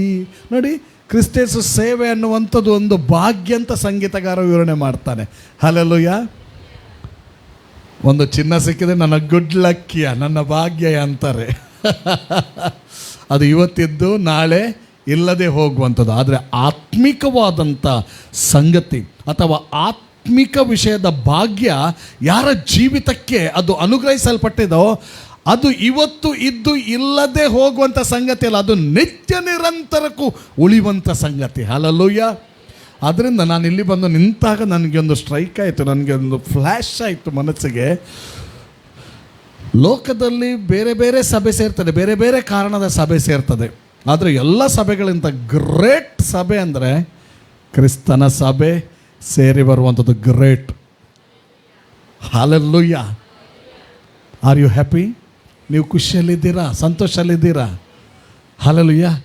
ನಿಮ್ಮ ಪಾಲಿಗೆ ಸಿಕ್ಕಿದಂಥ ಒಂದು ದೊಡ್ಡ ಭಾಗ್ಯ ಪ್ರಿಯರೇ ಇವತ್ತು. ಹಲ್ಲೆಲೂಯಾ. ಆತ್ಮಿಕ ಮನುಷ್ಯರಾದ ನಾವು ದೇವರ ವಾಕ್ಯದ ಆಧಾರದ ಮೇಲೆ ಆತ್ಮಿಕವಾಗಿ ಗ್ರಹಿಸ್ತಾ ಹೋಗುವಾಗ ಈ ಭಾಗ್ಯ ಅರ್ಥ ಆಗ್ತದೆ. ಇನ್ನೊಮ್ಮೆ ಹೇಳ್ತೇನೆ ಕೇಳಿ. ಆತ್ಮಿಕ ಮನುಷ್ಯರಾದ ನಾವು ದೇವರ ವಾಕ್ಯದ ಆಧಾರದ ಮೇಲೆ ನಾವು ಇದನ್ನು ಅರ್ಥೈಸಿಕೊಂಡು ಹೋಗುವಾಗ ಆ ಭಾಗ್ಯ ಏನೆಂಬುದಾಗಿ ನಮಗೆ ಗೊತ್ತಾಗ್ತದೆ. ಇಲ್ಲದಿದ್ದರೆ ಗೊತ್ತಾಗೋದಿಲ್ಲ. ಆತ್ಮಿಕ ಜನರು ಆತ್ಮಿಕ ದೃಷ್ಟಿಯಲ್ಲಿ ನಾವು ಅಭಿವೃದ್ಧಿಯಾಗುವಾಗ ನಮ್ಮ ಭಾಗ್ಯದ ಕುರಿತಾಗಿ ನಮಗೆ ಗೊತ್ತಾಗ್ತದೆ. ಹಲ್ಲೆಲೂಯಾ. ನೀವೇನು ಹೇಳ್ತೀರಿ? ಸಭೆಯಾಗಿ ಸೇರಿ ಬಂದಿದ್ದೀರಲ್ಲ ಇವತ್ತು, ಇದು ನಿಮ್ಮ ಪಾಲಿಗೆ ಸಿಕ್ಕಿದಂಥ ಭಾಗ್ಯ ಹೌದಲ್ವಾ? ಅಥವಾ ನಮ್ಮ ಪಾಲಿಗೆ ಸಿಕ್ಕಿದಂಥ ಭಾಗ್ಯ ಹೌದಲ್ವಾ? ಹಲ್ಲೆಲೂಯಾ. ಸಭೆಯಾಗಿ ಸೇರಿ ಬಂದು ನಾವು ಹೇಗೆ ಇದರಲ್ಲಿ ಭಾಗ್ಯ ಪಡ್ಕೊಳ್ತೇವೆ ಅಂದರೆ ಆ ದೇವರ ಕುರಿತಾಗಿ ತಿಳ್ಕೊಳ್ತೇವೆ. ದೇವರ ಮಾತು, ದೇವರ ಆಜ್ಞೆ, ದೇವರ ಒಂದು ಸಂಕಲ್ಪ ಮತ್ತು ದೈವಿಕ ಆಲೋಚನೆಗಳನ್ನೆಲ್ಲ ತಿಳ್ಕೊಳ್ತಾ ಜ್ಞಾನದಲ್ಲಿ, ಆತ್ಮಿಕ ಜ್ಞಾನದಲ್ಲಿ ನಾವು ಅಭಿವೃದ್ಧಿ ಆಗ್ತೇವೆ. ಹಲ್ಲೆಲೂಯಾ. ಆಗ ದೇವರ ಆಶೀರ್ವಾದ ನಮ್ಮನ್ನು ಹುಡುಕಿಕೊಂಡು ಬರ್ತಾ ಇರ್ತದೆ, ಅದು ನಮ್ಮನ್ನು ಫಾಲೋ ಮಾಡ್ತದೆ. ಹಲ್ಲೆಲೂಯಾ. ಆದ್ದರಿಂದ ದೇವರು ನಮ್ಮನ್ನು ಕ್ರಿಸ್ತನಲ್ಲಿ ಹೆಚ್ಚಿನವರನ್ನಾಗಿ ಮಾಡಿದ್ದಾನೆ. ಲೋಕದ ಜನರಿಗಿಂತ ನಾವು ಅಂದರೆ ನಂಬಿಕೆ ಉಳ್ಳಂಥ ಯಾವುದೇ ಮನುಷ್ಯರಿರ್ಬೋದು, ಅವರು ಹೆಚ್ಚಿನವರಾಗಿದ್ದಾರೆ. ಹಲ್ಲೆಲೂಯಾ. ಹಲ್ಲೆಲೂಯಾ. ನೀವು ರಕ್ಷಣೆ ಹೊಂದಿಕೊಂಡು ಬಂದ ನಂತರ ನಿಮಗೆ ಏನಾದರೂ ತಿಳಿತಾ ಉಂಟಾ? ರಕ್ಷಣೆ ಹೊಂದುವುದಕ್ಕಿಂತ ಮುಂಚಿತವಾದ ಒಂದು ಜೀವಿತ, ಎಷ್ಟು ಹಣ ಇದ್ದರೂ, ಎಂಥ ಆಸ್ತಿಪಾಸ್ತಿ ಇದ್ದರೂ ಆಗದ ಒಂದು ಅನುಭವ, ಮತ್ತು ರಕ್ಷಣೆ ಹೊಂದಿ ಬಂದ ನಂತರದ ಅನುಭವ, ಒಂದು ನಡೆಸುವಿಕೆ, ಆ ಒಂದು ಜಾಯ್ ಅನುಭವಿಸಿದ್ದೀರಾ? ಅರ್ಥ ಮಾಡ್ಕೊಂಡಿದ್ದೀರಾ ಅಲ್ವಾ? ಅದು ಬೇರೆನೇ ಅಲ್ವಾ? ಇದು ನಮ್ಮ ಪಾಲಿಗೆ ಸಿಕ್ಕಿದ ಭಾಗ್ಯ. ಎಷ್ಟು ಹಣ ಇದ್ದರೂ ಕೂಡ ಈ ಭಾಗ್ಯ ಸಿಗುವುದಿಲ್ಲ. ದೇವರ ವರ ಹಣ ಕೊಟ್ಟು ಪಡೆದುಕೊಳ್ಳುವಂಥದ್ದಲ್ಲ. ಒಬ್ಬ ಬಂದಲ್ಲ, ಅಪೊಸ್ತಲರ ಕಾಲದಲ್ಲಿ ಒಬ್ಬ ಬಂದ ಹಣ ಕೊಟ್ಟು ದೇವರ ವರಗಳನ್ನು ಪಡೆದುಕೊಳ್ಳಿಕ್ಕೆ. ಯಾರದು? ಮಂತ್ರವಾದಿ ಅಲ್ಲ ಒಬ್ಬ. ಅವ ಬಂದು ಹೇಳ್ತಾನೆ, ಹಣ ಕೊಟ್ಟು ಈ ವರ ನನಗೆ ಬರುವಂತೆ ಮಾಡ್ರಿ. ಕೈಗಳನ್ನು ಇಡೋದ್ರ ಮೂಲಕ ಏನಾಗ್ತದೆ? ಅದ್ಭುತಗಳಾಗ್ತದೆ, ದೆವ್ವಗಳು ಬಿಟ್ಟು ಹೋಗ್ತದೆ ಅಲ್ವಾ? ಇದೆಲ್ಲ ಪವಿತ್ರಾತ್ಮ ವರವನ್ನು ಅವನು ಏನು ಕೊಡ್ತಾನೆ? ಹಣ ಕೊಡೋದ್ರ ಮೂಲಕ ಪಡ್ಕೊಳ್ಳಿಕ್ಕೆ ಹೋಗ್ತಾನೆ ಅಲ್ವಾ? ಅವನು ಹೊಂದಿಕೊಂಡ ಅವನ ಹಣದಿಂದ ಅದನ್ನು ಪಡ್ಕೊಳ್ಳಿಕ್ಕೆ ಆಗ್ತದ? ದೇವರ ವರ, ದೇವರ ಆಶೀರ್ವಾದ ಹಣದಿಂದ ಪಡ್ಕೊಳ್ಳುವಂಥದ್ದಲ್ಲ, ಕೇವಲ ಫೇತಿಂದ. ವರ್ಡ್ ಆಫ್ ಗಾಡ್, ದೇವರ ವಾಕ್ಯದ ಮೇಲೆ ನಂಬಿಕೆ ಇಡುವುದರಿಂದ ನೀವು ಅರ್ಥ ಮಾಡ್ಕೊಳ್ಳಿ. ವಾಕ್ಯ ನಮ್ಮ ಕೈಯಲ್ಲಿ ಕೊಡಲ್ಪಟ್ಟಿದೆ. ಈ ದಿನಗಳಲ್ಲಿ ಭಾಳ ಕಷ್ಟಪಟ್ಟಿದ್ದಾರೆ ಇದರ ಹಿಂದೆ ಅಲ್ವಾ? ಇದರ ಒಳಗೆ ಫುಲ್ಲಾಗಿ ಏನಿದೆ ಗೊತ್ತುಂಟ? ದೈವಿಕ ಆಶೀರ್ವಾದ ಇದೆ ಇದರ ಒಳಗೆ. ಹಲ್ಲೆಲೂಯಾ. ಇದನ್ನು ಯಾರು ಓಪನ್ ಮಾಡ್ತಾರೆ ತಮ್ಮ ಜೀವಿತ ದಿನಮಾನಗಳಲ್ಲಿ, ಅವರು ಖಜಾನೆಯನ್ನು ಓಪನ್ ಮಾಡಿದ ಹಾಗೆ. ಬೈಬಲನ್ನು ಓಪನ್ ಮಾಡುವವರು ಖಜಾನೆಯನ್ನು ಓಪನ್ ಮಾಡಿದ ಹಾಗೆ. ಬೈಬಲನ್ನು ಪವಿತ್ರಾತ್ಮನ ಸಹಾಯದಿಂದ ಓದಿ ಅರ್ಥೈಸಿಕೊಳ್ಳುವವರು ಖಜಾನೆ ಓಪನ್ ಮಾಡಿ ಆಶೀರ್ವಾದವನ್ನು ತೆಗೆದುಕೊಂಡ ಹಾಗೆ. Hallelujah, hallelujah. ನೋಡ್ರಿ ದೇವರ ಮಕ್ಕಳೇ, ದೇವರ ಮಕ್ಕಳಲ್ಲಿದ್ದಂಥ ಸಮಾಧಾನ, ಹಣ, ಆಸ್ತಿ, ಅಂತಸ್ತು ಇದ್ದವರಲ್ಲಿ ಉಂಟಾ? ಹಣ ಇರ್ಬೋದು, ಆಸ್ತಿ ಇರ್ಬೋದು, ಅಂತಸ್ತು ಇರ್ಬೋದು. ಕ್ರಿಸ್ತನನ್ನು ನಂಬಿದಂಥ ಮಗನಾದ ನಿನ್ನಲ್ಲಿ, ಮಗಳಾದ ನಿನ್ನಲ್ಲಿ ಇರುವಂಥ ಸಮಾಧಾನ ಅವರಲ್ಲಿ ಉಂಟಾ? ಇಲ್ಲ. Hallelujah, hallelujah, hallelujah. ಆ ಸಮಾಧಾನ ಹೇಗೆಂದರೆ, ಒಬ್ಬ ಭಕ್ತ ಹೀಗೆ ಹಾಡ್ತಾನೆ, ನಿಮ್ಗೆ ಗೊತ್ತುಂಟ? ಕಷ್ಟವು ಇದ್ದರೂ ಆನಂದ, ಆ ಜಾಯ್, ಆ ಪೀಸ್. ಹೇಗೆ ಲೋಕದಲ್ಲಿದ್ದೇವೆ, ವೇರಿಯೇಷನ್ ಸಹಜ, ಆದರೂ ಕೂಡ ಒಂದು ಸಮಾಧಾನ, ಒಂದು ಆನಂದ ಒಳಗಿನಿಂದ ಉಕ್ಕಿ ಬರ್ತಾ ಇರ್ತದೆ. ಕಷ್ಟವು ಇದ್ದರೂ ಆನಂದ, ದುಃಖವು ಇದ್ದರೂ ಇರ್ತದೆ. ಭೂಲೋಕದಲ್ಲಿದ್ದೇವಲ್ಲ, ಅಲ್ಲಿವರೆಗೆ ಅದಿರ್ತದೆ, ಮತ್ತೆ ಇರೋದಿಲ್ಲ. ಅದು ಎಲ್ಲಿ ಹೋಗ್ತಂತ ಗೊತ್ತಿಲ್ಲ. ಕಷ್ಟವು ಇದ್ದರೂ ಆನಂದ, ದುಃಖವು ಇದ್ದರೂ ಆನಂದ, ಯಾರೂ ಕೊಡದ ಆನಂದ ಯೇಸು ಕೊಡುವ ಆನಂದ. ನಾನು ಹೀಗೆ ಆಡ್ತೇನೆ, ಹಣವೂ ಕೊಡದ ಆನಂದ ಯೇಸು ಕೊಡುವ ಆನಂದ, ಆಸ್ತಿಯು ಕೊಡದ ಆನಂದ ಯೇಸು ಕೊಡುವ ಆನಂದ. ಹಣ ಇದೆ, ಅಂತಸ್ತಿದೆ, ಆಸ್ತಿ ಇದೆ, ಒಳ್ಳೆ ಬಿಸ್ನೆಸ್ಗಳಿದೆ. ಹೋಗಿ ನೋಡ್ರಿ, ನಿಮ್ಮಲ್ಲಿರುವಂಥ, ನನ್ನಲ್ಲಿರುವಂಥ ಸಮಾಧಾನ ಅವರಲ್ಲಿ ಇಲ್ಲ. ಕಾರಣ ಏನಂದರೆ, ಗಾಸ್ಪಲ್, ಶುಭ ವರ್ತಮಾನ ಅವರಿಗೆ ಅರ್ಥವಾಗದೇ ಇದ್ದಿರ್ಬೋದು, ಅಥವಾ ಶುಭ ವರ್ತಮಾನ ಅವರ ಬಳಿಗೆ ಇನ್ನೂ ಕೂಡ ರೀಚ್ ಆಗದೆ ಬರದೇ ಇದ್ದಿರ್ಬೋದು. ಅದರ ಮೂಲಕ ಅವರು ದೇವರ ವಾಕ್ಯವನ್ನು ಅರಿಯದೇ ಇರ್ಬೋದು. ದಿವಸಾಗಲೂ ಮೊಬೈಲ್ ಮೂಲಕ ತನ್ನ ಖಜಾನೆಯನ್ನು ನೋಡ್ತಾ ಇರ್ಬೋದು. ಬ್ಯಾಂಕಲ್ಲಿ ಎಷ್ಟುಂಟು, ಎಷ್ಟು ಖರ್ಚಾಯಿತು. ಖಜಾನೆಯ ಸ್ಟೇಟ್ಮೆಂಟನ್ನು ಓಪನ್ ಮಾಡು, ದಿನಾಲೂ ಓಪನ್ ಮಾಡಿ ನೋಡುತ್ತಾ ಇರೋದಕ್ಕಿಂತ, ಅದರ ಹಿಂದೆ ಜಾಸ್ತಿ ಮನಸ್ಸು ಕೊಡೋದಕ್ಕಿಂತ ಬೈಬಲ್ಗೆ ಒಬ್ಬ ಮನಸ್ಸು ಕೊಟ್ಟರೆ ಆ ಬ್ಲೆಸ್ಸಿಂಗ್ ವಿಶೇಷವಾದಂಥ ಬ್ಲೆಸ್ಸಿಂಗ್. Hallelujah, hallelujah, hallelujah. ಇವತ್ತಂಥ ಆಶೀರ್ವಾದವನ್ನು ದೇವರು ಕ್ರಿಸ್ತನಲ್ಲಿ ನನಗೆ ನಿಮಗೆ ಅನುಗ್ರಹಿಸಿಕೊಟ್ಟಿದ್ದಾನೆ. ಆದ್ದರಿಂದ ಕ್ರಿಸ್ತನ ಸಭೆಯಾಗಿ ನಾವಿಲ್ಲಿ ಬಂದಿದ್ದೇವೆ. ಇದು ನಮ್ಮ ಜೀವಿತದಲ್ಲಿ ಸಿಕ್ಕಿದಂಥ ದೊಡ್ಡ ಭಾಗ್ಯ. ಹಲ್ಲೆಲೂಯಾ. ದೇವರ ವಾಕ್ಯವನ್ನು ನಾವು ಸ್ಟಡಿ ಮಾಡಲಿಕ್ಕೆ ಹೋಗೋಣ. ಇವತ್ತು ಎಷ್ಟೋ ಸಮಯದಿಂದ ಪ್ರಾರ್ಥನೆ ಮಾಡ್ತಾ ಇದ್ದೆ. ಇವತ್ತು ಲೀಡಿಂಗ್ ಆಗ್ತುಂಟು ದಶಮ ಭಾಗ. ದಶಮ ಭಾಗದ ಕುರಿತಾಗಿ ನಾನು ಕೆಲವು ವಿಷಯಗಳನ್ನು ನಿಮ್ಮ ಮುಂದೆ ಹಂಚಿಕೊಳ್ಳಿಕ್ಕೆ ಇಷ್ಟಪಡ್ತೇನೆ. ಹಳಬಡಂಬಡಿಕೆ ಕಾಲದಲ್ಲಿ ಕೇಳ್ತಾ ಹೋಗಿ, ಬರೆಯುವವರು ಬರಿತಾ ಹೋಗಿ. ಓಕೆ, ಗಮನವಿಟ್ಟು ನಾವು ಕೇಳೋಣ. ಗಮನ ಆಚೆಚೆ ಆದರೆ ಮತ್ತೆ ಚಪಾತಿ ಆಗುವುದಿಲ್ಲ, ಹಿಟ್ಟು ಹಿಟ್ಟಾಗಿ ಇರ್ತದೆ. ಕತೆ ಗೊತ್ತುಂಟ? ಒಬ್ಬನಿಗೆ ಚಪಾತಿ ಮಾಡಲಿಕ್ಕೆ ಕಲಿಬೇಕಂತ ಭಾಳ ಆಸೆ ಬಂತಂತೆ. ರೇಡಿಯೋದಲ್ಲಿ ಆ ದಿನಗಳಲ್ಲಿ ಕೆಲವು ಆಹಾರದ ಇದನ್ನು ಹೇಗೆ ಮಾಡೋದಂತ ಕಲಿಸ್ತಾ ಇದ್ದರಂತೆ. ಈಗ ಯೂಟ್ಯೂಬಲ್ಲಿ ಬರ್ತಾಯಿಲ್ಲ, ಯೂಟ್ಯೂಬ್ ನೋಡಿ ಯಾರೆಲ್ಲ ಅಡುಗೆ ಮಾಡ್ತಾ ಇದ್ದೀರಿ? ಕೈ ಎತ್ತಬೇಡಿ, ಓರಿ ಹಿಡಿದವ್ರು ತೂಪೇರತ್ತ. ಈಗ ಯೂಟ್ಯೂಬ್ ಇರಲಿ, ನಾನು ಮಾಡ್ತೇನೆ, ಅದೇನು ತಪ್ಪಂತಲ್ಲ. ಸ್ವಾದಿಷ್ಟವಾದ ಅಡುಗೆಗಳು. ಓಕೆ, ಇರಲಿ.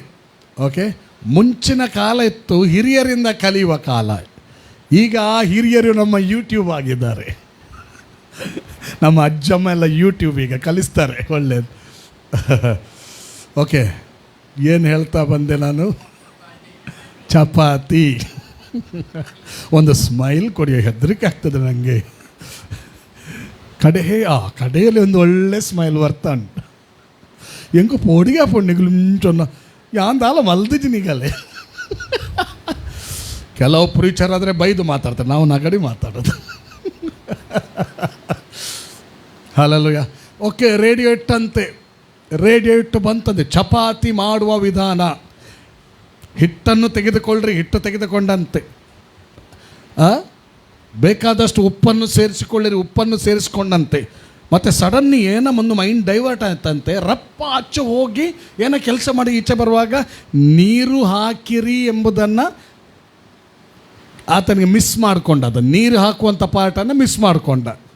ಆಮೇಲೆ ಬರ್ತಾನೆ. ಬಂದ ನಂತರ ಈಗ ಚೆನ್ನಾಗಿ ಕಲಿಸಿ, ಉಪ್ಪು ಹಾಕಿದಾನಲ್ಲ, ಚೆನ್ನಾಗಿ ಕಲಸಿರಿ,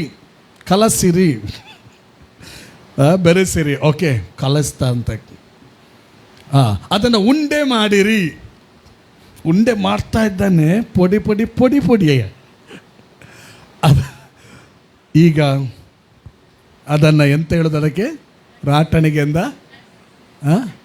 ಲಟ್ಟಿಸೋದು ಮಾಡ್ತಾ ಇದ್ದಾನಂತೆ. ಪೌಡರೇ ಅದುಂಡಿಗೆ ಅಂಜನ ಪೌಡರೇ ಒಪ್ಪರೆ ಬಲ್ಲಿ ಅವು ಏನಂಡ ಆವೋಡು ಒಂಜಿ ಉಪಯೋಗ ವಸ್ತು ಆವೋಡು.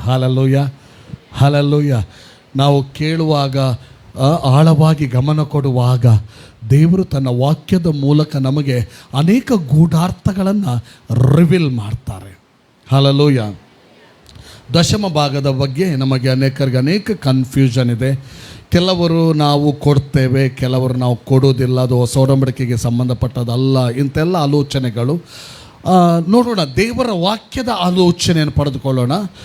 ಓಕೆ, ಈ ದೇವರ ವಾಕ್ಯದಲ್ಲಿ ನೋಡುವಾಗ ಈ ದಶಮ ಭಾಗ ಎಲ್ಲಿಂದ ಪ್ರಾರಂಭವಾಯಿತಂದರೆ, ಎಲ್ಲಿಂದ ಪ್ರಾರಂಭವಾಯಿತು? ಹಳ ಒಡಂಬಡಿಕೆ ಕಾಲದಿಂದ ಅದು ಪ್ರಾರಂಭವಾಯಿತು ಅಲ್ವಾ? ಈ ಹಳ ಒಡಂಬಡಿಕೆ ಕಾಲದಲ್ಲಿ ಒಂದು ಜನಾಂಗವನ್ನು ನಾವು ನೋಡ್ತೇವೆ, ಇಸ್ರಾಯೇಲ್ ಜನರು ಅಲ್ವಾ? ಇಸ್ರಾಯೇಲ್ ಜನಾಂಗ. ಓಕೆ, ಐಗುಪ್ತರ ಬಂಧನದಲ್ಲಿದ್ದಂಥ ಜನರನ್ನು ದೇವರು ಮೋಶೆಯ ನಾಯಕತ್ವದ ಮೂಲಕ ಅವರನ್ನು ಅಲ್ಲಿಂದ ಹೊರಗೆ ತರ್ತಾ ಇದ್ದಾನೆ. ಹೊರಗೆ ತಂದ ನಂತರ ಆತನು ಅವರೊಂದಿಗೆ ಮಾತಾಡ್ತಾ ಬಂದು ಅನೇಕ ಆಜ್ಞೆಗಳನ್ನು ಕೊಡುತ್ತಾ ಬರ್ತಾ ಇದ್ದಾನೆ. ಆ ಅನೇಕ ಆಜ್ಞೆಗಳಲ್ಲಿ ಒಂದು ದಶಮ ಭಾಗದ ಆಜ್ಞೆ. ಇಸ್ರಾಯೇಲಿಯರು ಈ ಯಾವುದರಲ್ಲೆಲ್ಲ ದಶಮ ಭಾಗ ಕೊಡಬೇಕೆಂಬುದಾಗಿ ಹಳ ಒಡಂಬಡಿಕೆ ಹೇಳ್ತಾ ಇತ್ತು. ಅದು ಅವರ ಒಂದು ಕೃಷಿ ಉತ್ಪನ್ನಗಳು ಮತ್ತು ಜಾನುವಾರುಗಳಲ್ಲಿ 10ನೇ ಒಂದು. ಒಟ್ಟಿಗಾಗಿ ನೋಡುವಾಗ ಕೃಷಿ ಉತ್ಪನ್ನ ಇರ್ಬೋದು, ಜಾನುವಾರುಗಳ ಬಿಸ್ನೆಸ್ ಇರ್ಬೋದು, ಇದೆಲ್ಲ ಒಂದು ದುಡಿಮೆ ಅವರದು, ಆ ಕಾಲದ ಜನರ ದುಡಿಮೆ. ಮತ್ತು ಕೃಷಿ ಉತ್ಪನ್ನ ಅಂದರೆ ವ್ಯವಸಾಯ ಮತ್ತು ಪಶುಪಾಲನೆ ಅಲ್ವಾ? ಮುಖ್ಯವಾಗಿ ಈ ಎರಡು ವಿಷಯಗಳು ಆ ದಿನಗಳಲ್ಲಿ ಹೆಚ್ಚು ಜನರು ಇದನ್ನು ಮಾಡ್ತಾಯಿದ್ರು, ವ್ಯವಸಾಯ ಮತ್ತು ಪಶುಪಾಲನೆ. ಈ ವ್ಯವಸಾಯ ಮಾಡೋದು ಮತ್ತು ಪಶುಪಾಲನೆ ಮಾಡೋದು ಇದು ಏನನ್ನು ತೋರಿಸ್ತದೆ? ಇದೊಂದು ದುಡಿಮೆ ಅಲ್ವಾ? ದುಡಿಮೆ. ಹಾಗಾದರೆ ವ್ಯವಸಾಯದಲ್ಲಿ, ಪಶುಪಾಲನೆಯಲ್ಲಿ 10ನೇ ಒಂದು ಪ್ರತ್ಯೇಕಿಸಬೇಕೆಂಬುದಾಗಿ ದೇವರು ಹೇಳ್ತಾ ಇದ್ದಾನೆ. ಅದರ ಅರ್ಥ ಏನಂದರೆ, ನಿಮ್ಮ ದುಡಿಮೆಯಲ್ಲಿ 10ನೇ ಒಂದು ಅಂಶವನ್ನು ನೀವು ಏನು ಮಾಡಬೇಕು? ಪ್ರತ್ಯೇಕಿಸಬೇಕೆಂಬುದಾಗಿ. ಯಾಜಕ ಕಾಂಡ 27ನೇ ಅಧ್ಯಾಯದಲ್ಲಿ 30-31ನೇ ವಚನ ನೋಡ್ರಿ. ಸ್ವಲ್ಪ ಹೊತ್ತು ನಾವು ಕಲಿತಾ ಹೋಗುವ, ಕೆಲವು ವಿಷಯಗಳನ್ನು ಟೀಚ್ ಮಾಡ್ತಾ ಹೋಗ್ತೇನೆ. ಓಕೆ, ಕೇಳ್ತಾ ಹೋಗಿ. 10ರಲ್ಲಿ ಒಂದು ಭಾಗ ಅದು ಯೆಹೋವನಿಗೆ ಮೀಸಲಾದದ್ದು ಎಂಬುದಾಗಿ ದೇವರು ಹೇಳ್ತಾ ಇದ್ದಾನೆ. ಹೊಲದ ಬೆಳೆಯಾಗಲಿ, ತೋಟದ ಹಣ್ಣುಗಳಾಗಲಿ, ಭೂಮಿಯಿಂದುಂಟಾದ ಎಲ್ಲ ಆದಾಯದಲ್ಲಿ 10ನೆಯ ಪಾಲು ಯೆಹೋವನದಾಗಿರಬೇಕು. ಅದು ಯೆಹೋವನಿಗೆ ಮೀಸಲಾದದ್ದು. ಆ ಕಾಲದಲ್ಲಿ ದೇವರು ತನ್ನ ಜನರಿಗೆ ಒಂದು ಆಜ್ಞೆಯನ್ನು ಕೊಟ್ಟಿದ್ದಾನೆ. ಏನಂದರೆ ಹೊಲದ ಬೆಳೆಯಾಗಲಿ, ತೋಟದ ಹಣ್ಣುಗಳಾಗಲಿ, ಭೂಮಿಯಿಂದುಂಟಾದ ಎಲ್ಲ ಆದಾಯದಲ್ಲಿ 10ನೇ ಪಾಲು ಯೆಹೋವನದಾಗಿರಬೇಕು. ಅದು ಯೆಹೋವನಿಗೆ ಮೀಸಲಾದದ್ದು. ಹಾಗಾದರೆ ಆ ಕಾಲದ ಇಸ್ರಾಯೇಲ್ಯರು, ಬಂಧನದಿಂದ ಬಿಡುಗಡೆಯಾಗಿ ಬಂದ ಜನರು, ಆ ಕಾಲದ ಸಭೆ, ಯೆಹೋವನ ಸಭೆ ಅದೊಂದು ಅಲ್ವಾ? ಹಲ್ಲೆಲೂಯ. ಅವರೇ ಆ ಕಾಲದ ಒಂದು ಸಭೆ. ಆ ಕಾಲದ ಸಭೆಗೆ ದೇವರ ಆಜ್ಞೆ ಏನಂದರೆ, ನಿಮ್ಮ ದುಡಿಮೆಯಲ್ಲಿ ಎಂಥ ವಿಧವಾದ ದುಡಿಮೆ ಇರಲಿ, ನಿಮ್ಮ ದುಡಿಮೆಯಲ್ಲಿ 10ನೇ ಒಂದು ಪಾಲು ಏನು ಮಾಡಬೇಕು? ದೇವರಿಗಾಗಿ ಅದು ಪ್ರತ್ಯೇಕಿಸಬೇಕು. ಅದು ದೇವರಿಗೆ ಮೀಸಲಾಗಿದ್ದು ಎಂಬುದಾಗಿ ದೇವರ ವಾಕ್ಯದಲ್ಲಿ ಹೇಳ್ತದೆ. Hallelujah, hallelujah. ನೋಡಿ, ಹಳೆ ಒಡಂಬಡಿಕೆ ಕಾಲದಲ್ಲಿ ದೇವರು ಏನನ್ನು ಆಜ್ಞಾಪಿಸಿದ್ದಾನ ಅದು ಅವರು ಮಾಡಲೇಬೇಕಿತ್ತು. ಆ ಕಾಲದಲ್ಲಿ ಹೀಗೆತ್ತು, ಹಳೆ ಒಡಂಬಡಿಕೆ ಕಾಲದಲ್ಲಿ, ಮಾಡು ಅಥವಾ ಮಡಿ ಎಂಬಂಥ ಸಿದ್ಧಾಂತ. ಮಾಡು ಅಥವಾ ಮಡಿ ಎಂಬಂಥ ಒಂದು ಸಿದ್ಧಾಂತ. ಆ ರೀತಿಯಲ್ಲಿ ಏನು ಮಾಡಬೇಕಂತ ದೇವರು ಹೇಳಿದ್ದಾನೆ. ಯಾವುದೇ ವಿಷಯ ಇರ್ಬೋದು, ದಶಮ ಭಾಗ ಅಂತಲ್ಲ, ಪ್ರತಿಯೊಂದು ವಿಷಯ, ಯಾವುದೇ ವಿಷಯ ಇರ್ಬೋದು, ದೇವರು ವಿಧಿಸಿದ ಆಜ್ಞೆ ಏನು ಮಾಡಬೇಕಂತ ಹೇಳಿದ್ದಾನ, ಅದನ್ನು ಮಾಡದೆ ಹೋದರೆ ಅದರಲ್ಲಿ ಇಫೆಕ್ಟ್ ಅವರಿಗೆ ಉಂಟಾಗ್ತಾ ಇತ್ತು. ಅವರಿಗೆ ಅದರಲ್ಲಿ ತೊಂದರೆ ಉಂಟಾಗ್ತಾ ಇತ್ತು. ಆ ಒಂದು ಯೆಹೋವನ ಹಳೆ ಒಡಂಬಡಿಕೆ ಕಾಲದ ಸಭೆ ತೊಂದರೆಗೆ ಒಳಗಾಗ್ತಾ ಇತ್ತು. ನಾವು ಬೈಬಲಲ್ಲಿ ಅನೇಕ ಕಡೆ ಅದನ್ನು ಧ್ಯಾನ ಮಾಡ್ತಾ ಬಂದಿದ್ದೇವೆ. ಅದನ್ನೆಲ್ಲ ತೋರಿಸ್ತಾ ಹೋದರೆ ನಮ್ಮ ಮುಖ್ಯ ವಿಷಯ ಆಚೆಚ್ಚೆ ಆಗ್ತದೆ. ಆದರೆ ಮುಖ್ಯ ವಿಷಯವನ್ನೇ ತೋರಿಸ್ತಾ ಹೋಗ್ತೇನೆ. ಓಕೆ, ಹಳೆ ಒಡಂಬಡಿಕೆ ಕಾಲದಲ್ಲಿ ಜನರು ಏನು ಮಾಡ್ತಾಯಿದ್ರು? ಕೊಡಲಿಕ್ಕೆ ಪ್ರಾರಂಭ ಮಾಡಿದ್ರು. ಹಳೆ ಒಡಂಬಡಿಕೆ ಕಾಲದಲ್ಲಿ ಈ ದಶಮ ಭಾಗವನ್ನು 3 ವಿಧದಲ್ಲಿ ಕೊಡ್ತಾಯಿದ್ರು. 3 ಟೈಪ್ಸ್, 3 ವಿಧದಲ್ಲಿ. ಒಂದನೇದಾಗಿ ಲೇವಿಯರ ದಶಮ ಭಾಗ ಅಂತ ಹೇಳ್ಬೋದು ನಾವು. ಲೇವಿಯರಿಗೆ ಕೊಡತಕ್ಕಂಥ ಒಂದು ದಶಮ ಭಾಗ. ನೋಡ್ರಿ, ಯಾಜಕಾಂಡ 27ನೇ ಅಧ್ಯಾಯ, ಅದರಲ್ಲಿ ಅರಣ್ಯಕಾಂಡ 18ನೇ ಅಧ್ಯಾಯ 21ನೇ ವಚನ ಓದ್ರಿ. Aranya Kanda, Leviticus, numbers 18:21. ನಂಬರ್ಸ್ 18:21 ಓದ್ರಿ. ಲೇವಿಯರು ದೇವದರ್ಶನದ ಗುಡಾರ. ನೋಡಿ, ಒಂದು ನಿಮಿಷ, ಪ್ರತಿಯೊಬ್ಬರು ವರ್ಡ್ಗೆ ಗಮನ ಕೊಡಿ. ವರ್ಡನ್ನೇ ಆಲೋಚನೆ ಮಾಡ್ತಾ ಇರಿ.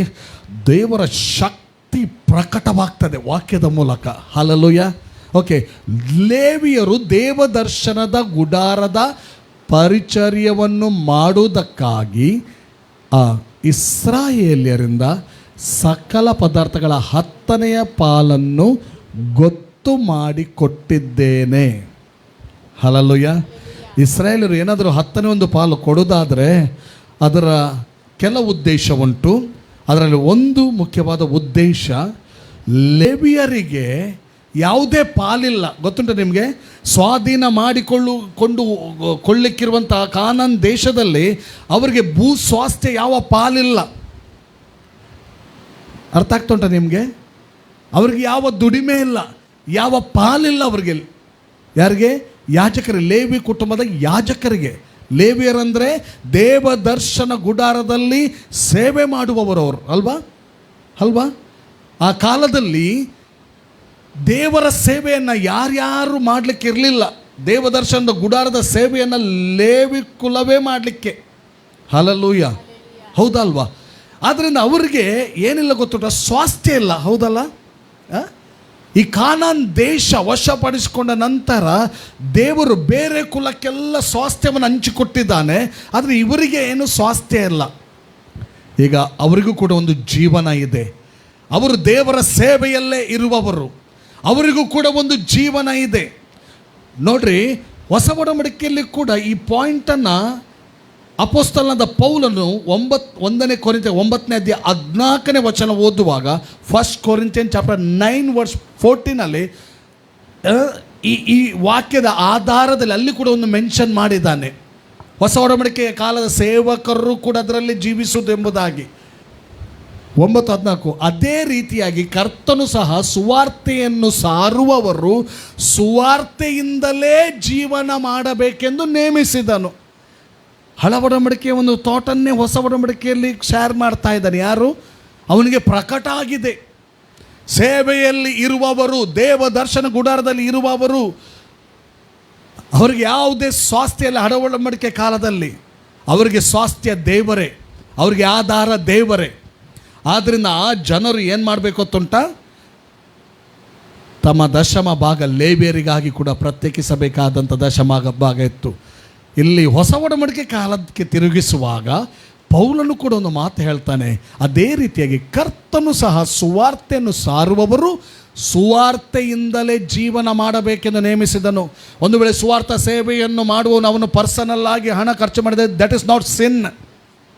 ಅವನಿಗೆ ಒಂದು ಕಡೆ ಸೇವೆಗೂ ಕೂಡ ಅವನು ಅದನ್ನೇ ಹಾಕಬೇಕು, ಇನ್ನೊಂದು ಕಡೆ ತನ್ನ ಜವಾಬ್ದಾರಿಗೂ ಅದನ್ನೇ ಹಾಕಬೇಕು. ಅವನಿಗೆ ಪೂರ್ಣ ಹಕ್ಕುಂಟು ಸೇವೆಯಲ್ಲಿಯೇ ಅವನು ಜೀವನ ಮಾಡುವಂಥದ್ದು. ಯಾಜಕರ ಕಾಲಕ್ಕೆ ಸಿಕ್ಕಿದ್ರಲ್ಲಿ ಯಾಜಕರು ಒಂದು ವೇಳೆ ಸಂಭ್ರಮಿಸ್ತಾ ಇದ್ದರೆ ಅದು ಸಿನ್ ಅಂತ ಹೇಳಿಕ್ಕೆ ಆಗೋದಿಲ್ಲ. ಅವರಿಗೆ ಸ್ವಾಸ್ಥ್ಯ ದೇವರೇ, ದೇವರ ಮೂಲಕವೇ, ಆ ದೇವರಿಂದಲೇ ಈ ರೀತಿಯಾಗಿ ಅವರಿಗೆ ಬ್ಲೆಸ್ಸಿಂಗ್ ಕೊಡಲ್ಪಟ್ಟಿದೆ. ಬಾಕಿಯವರಿಗೆ ನೀನು ಹೋದಲ್ಲ ನಾನಿದ್ದೇನೆ, ನೀನು ಕೈ ಹಾಕಿದಲ್ಲಿ ನಾನು ಬ್ಲೆಸ್ ಮಾಡ್ತೇನೆ. ಬ್ಲೆಸ್ ಮಾಡಿದ್ದು ಯಾರಿಗೆ? ಸಾಧಾರಣ 95% ಎಲ್ಲ ಅವರಿಗೇನೆ. 5% ಸೇವೆಗೆ ಕೊಟ್ಟರು. ಹಾಗಾದರೆ ಒಬ್ಬ ಸಾಧಾರಣ ವ್ಯಕ್ತಿ ಅವನಿಗೂ ಕೂಡ ಆ ಆದಾಯ ದೇವರೇ ಕೊಡುವುದು. ದೇವರು ಕೊಡದೆ ಹೊರದೆ ಯಾರಿಗೂ ಕೂಡ ಫಲ ಹೊಂದಲಿಕ್ಕೆ ಸಾಧ್ಯವಿಲ್ಲ. Hallelujah, hallelujah, hallelujah. ಹಳ ಒಡಂಬಡಿಕೆ ಕಾಲದ ಭಕ್ತರು ಹೀಗೆ ಹೇಳ್ತಾ ಇದ್ರು, ನೀನು ನಮಗೆ ಕೊಟ್ಟದ್ರಲ್ಲಿ ನಿನಗೆ ನಾವು ಕೊಟ್ಟಿದ್ದೇವೆ ಎಂಬುದಾಗಿ. ಹಲ್ಲೆಲೂಯಾ. ಪ್ರಿಯರೇ, ಸ್ಯಾಲ್ರಿ ಇರ್ಬೋದು ಅಥವಾ ಒಬ್ಬ ಸೇವಕನಿಗೆ ಸಲ್ಲತಕ್ಕ ಭಾಗ ಇರ್ಬೋದು, ಅದು ಎರಡು ಕೂಡ ಫ್ರಮ್ ಗಾಡೇ. Hallelujah, hallelujah. ಕೆಲವು ಸಲ ನಮ್ಮ ಮೆಂಟಾಲಿಟಿ ಏನಂದರೆ, ಸೇವಕ ಒಂದು ಸ್ವಲ್ಪ ಒಳ್ಳೆ ಬಟ್ಟೆ ಹಾಕಿದರೆ, ಕೆಲವರ ಆಲೋಚನೆ ಹೀಗಿದೆ, ಏನಿದೆ ಅಂದರೆ ಅವನಿನ್ನೂ ದರಿದ್ರತನದಲ್ಲಿರಲಿ, ನಾವು ನಮಗೆ ಸಿಕ್ಕಿದ್ರಲ್ಲಿ ಹೈ ಆ್ಯಶ್ ಮಾಡ್ತೇವೆ ಅಂತ ಮೆಂಟ್ಯಾಲಿಟಿ. ಅವರಿಗೂ ದೇವರೇ ಕೊಡೋದು. ದೇವರೊಂದು ದಿವಸ ತಾನು ಏನನ್ನು ಕೊಟ್ಟಿದ್ದಾನೆ ಅದರಲ್ಲಿ ಲೆಕ್ಕ ಅವರಿಂದಲೂ ಕೇಳ್ತಾರೆ, ಇವರಿಂದಲೂ ಕೇಳ್ತಾರೆ.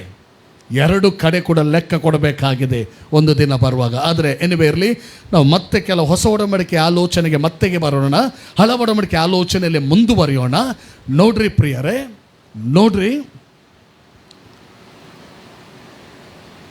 ಹಾಗಾದರೆ ಹಳ ಒಡಂಬಡಿಕೆ ಕಾಲದಲ್ಲಿ ದಶಮ ಭಾಗ ದೇವರ ನೇಮಕ. ಅಲ್ಲಿ 3 ವಿಧದ ದಶಮ ಭಾಗವನ್ನು ಕುರಿತಾಗಿ ನಾನು ಹೇಳ್ತೇನೆ ಅಂತ ಹೇಳಿದೆ. ಒಂದು ಲೇವಿಯರಿಗೆ ಕೊಡತಕ್ಕಂಥ ಪ್ರತ್ಯೇಕಿಸ್ತಕ್ಕಂಥ ಭಾಗ, ಅದು ಆ ದಶಮ ಭಾಗ. ಅದನ್ನು ತರುವುದು ಆಲಯಕ್ಕೇನೆ ಅಲ್ವಾ, ತರುವುದು ಆಲಯಕ್ಕೇನೆ. ಅದು ಯಾರ ಖರ್ಚಿಗೆ? ಲೇವಿಯರ ಜೀವಿತಕ್ಕೆ ಅದು ದಶಮ ಭಾಗ. ಓಕೆ. ಮತ್ತು ಇನ್ನೊಂದು ನಿಮಗೆ ಹಳ ಒಡಂಬಡಿಕೆ ಕಾಲದಲ್ಲಿದ್ದ ಇನ್ನೊಂದು ದಶಮ ಭಾಗದ ಕುರಿತಾಗಿ ಹೇಳ್ತೇನೆ. ಅದು ವರ್ಷಕ್ಕೆ ಒಮ್ಮೆ ಪ್ರತ್ಯೇಕಿಸತಕ್ಕಂಥ ದಶಮ ಭಾಗ, ಅಥವಾ ವರ್ಷ ಅಥವಾ 2 ವರ್ಷಕ್ಕೊಮ್ಮೆ ಹೀಗೆಲ್ಲ ಇತ್ತು. ಅದು ಆ ಸಮುದಾಯ ಅಥವಾ ಇಸ್ರಾಯೇಲ್ ಜನಾಂಗ ಹಬ್ಬದ ಆಚರಣೆಗಳನ್ನು ಮಾಡ್ತಾ ಇದ್ರು. ಆ ಹಬ್ಬದ ಆಚರಣೆಗಳಿಗೆ, ಆ ಸ್ಪೆಷಲ್ ಡೇಸ್ಗಾಗಿ ದಶಮ ಭಾಗಗಳನ್ನು ಸಂಗ್ರಹಿಸ್ತಾ ಇದ್ರು. ಇದು ವರ್ಷಕ್ಕೊಮ್ಮೆ ಸಂಗ್ರಹಿಸ್ತಕ್ಕಂಥ ವಿಶೇಷ ದಿನಗಳಿಗಾಗಿ ಸಂಗ್ರಹಿಸತಕ್ಕಂಥ ದಶಮ ಭಾಗ ಅಂತ ಹೇಳ್ತೇವೆ. ನಾನು ನನ್ನ ಇಚ್ಛಾನುಸಾರ ಇದನ್ನು ಹೇಳ್ತಾ ಇಲ್ಲ, ವಾಕ್ಯದಲ್ಲಿ ತೋರಿಸ್ತೇನೆ. ಧರ್ಮೋಪದೇಶ ಕಾಂಡ 14ನೇ ಅಧ್ಯಾಯ, ಅದರಲ್ಲಿ 28ರಿಂದ 29. ಕೇಳ್ರಿ, ಎಲ್ಲ ಕೇಳ್ರಿ, ಬೇಗ ಮುಗಿಸ್ಬೇಕಿದ್ದಾರೆ. ಓಕೆ, ತುಂಬ ವಿಷಯಗಳಿದೆ ಇದರಲ್ಲಿ. 14 ಒಬ್ರು ಓದಿ, 28 ಮತ್ತು 29. ಪ್ರತಿ 3ನೆಯ ವರ್ಷದ ಬೆಳೆಯ ದಶಮ ಭಾಗವನ್ನು ತಂದು ನೀವು ಸರಿ ಅದಲ್ಲ 14ನೇ ಅಧ್ಯಾಯ 22ರಿಂದ 23. 14ನೇ ಅಧ್ಯಾಯ 22ರಿಂದ 23. ಪ್ರತಿ ವರ್ಷದ ನಿಮ್ಮ ಹೊಲದ ಬೆಳೆಯಲ್ಲಿ ದಶಮ ಭಾಗವನ್ನು ನೋಡಿ, ಪ್ರತ್ಯೇಕಿಸಬೇಕು. ಪ್ರತಿ ವರ್ಷದ ನಿಮ್ಮ ಹೊಲದ ಬೆಳೆಯಲ್ಲಿ ಪ್ರಥಮ ಭಾಗವನ್ನು ಪ್ರತ್ಯೇಕಿಸಬೇಕು. ನೆಕ್ಸ್ಟ್, ಧಾನ್ಯ, ದ್ರಾಕ್ಷ, ಎಣ್ಣೆ ಇವುಗಳಲ್ಲಿ ದಶಮ ಭಾಗವನ್ನು, ಕುರಿಗಳ ಚೊಚ್ಚಲ ಮರಿಗಳನ್ನು ನಿಮ್ಮ ದೇವರಾದ ಯೆಹೋವನ ಸನ್ನಿಧಿಯಲ್ಲಿ ಆತನು ತನ್ನ ಹೆಸರನ್ನು ಸ್ಥಾಪಿಸಿಕೊಳ್ಳುವುದಕ್ಕೆ ಆದುಕೊಳ್ಳುವ ಸ್ಥಳದಲ್ಲೇ ನೀವು ತಿನ್ನಬೇಕು. ಆದುಕೊಳ್ಳುವ ಸ್ಥಳ ನೋಡಿ, ಇದು ಆಲಯದಲ್ಲಿ ನಡಿಬೇಕಾದಂಥ ಆಚರಣೆಗಳ ಸಂದರ್ಭ. ಅಲ್ಲಿ ಎಲ್ಲರೂ ಸೇರಿ ದಶಮ ಭಾಗ ತಂದು ಹಾಕ್ತಾರೆ, ಹಾಕಿ ಎಲ್ಲ ಕೂಡಿ ಅದನ್ನು ತಿಂತಾರೆ, ಹಬ್ಬವನ್ನು ಮಾಡ್ತಾರೆ ಅವರು. ಹಲ್ಲೆಲೂಯಾ. ವರ್ಷಕ್ಕೊಮ್ಮೆ ನಡೆಯತಕ್ಕಂಥ ಎಲ್ಲ ವಿಚಾರಕ್ಕಾಗಿ ವರ್ಷಕ್ಕೊಮ್ಮೆ ಪ್ರತ್ಯೇಕಿಸಿ ಆ ದಶಮ ಭಾಗ ಆ ಟೈಮಲ್ಲಿ ಕೊಡಬೇಕು. ಮೂರನೇದಾಗಿ ಅದೇ ಅಧ್ಯಾಯದಲ್ಲಿ 14ನೇ ಅಧ್ಯಾಯದಲ್ಲಿ 28, 29 ನಾನು ಮೊದಲು ಹೇಳಿದೆ ಅಲ್ಲ, ಪ್ರತಿ 3ನೆಯ ವರ್ಷದ ಬೆಳೆಯ ದಶಮ ಭಾಗವನ್ನು ತಂದು ನೀವು ಇರುವ ಊರಲ್ಲಿಯೇ ಕೂಡಿಸಬೇಕು. ಯಾಕೆ ಗೊತ್ತುಂಟ ಊರಲ್ಲಿ ಕೂಡಿಸಬೇಕು?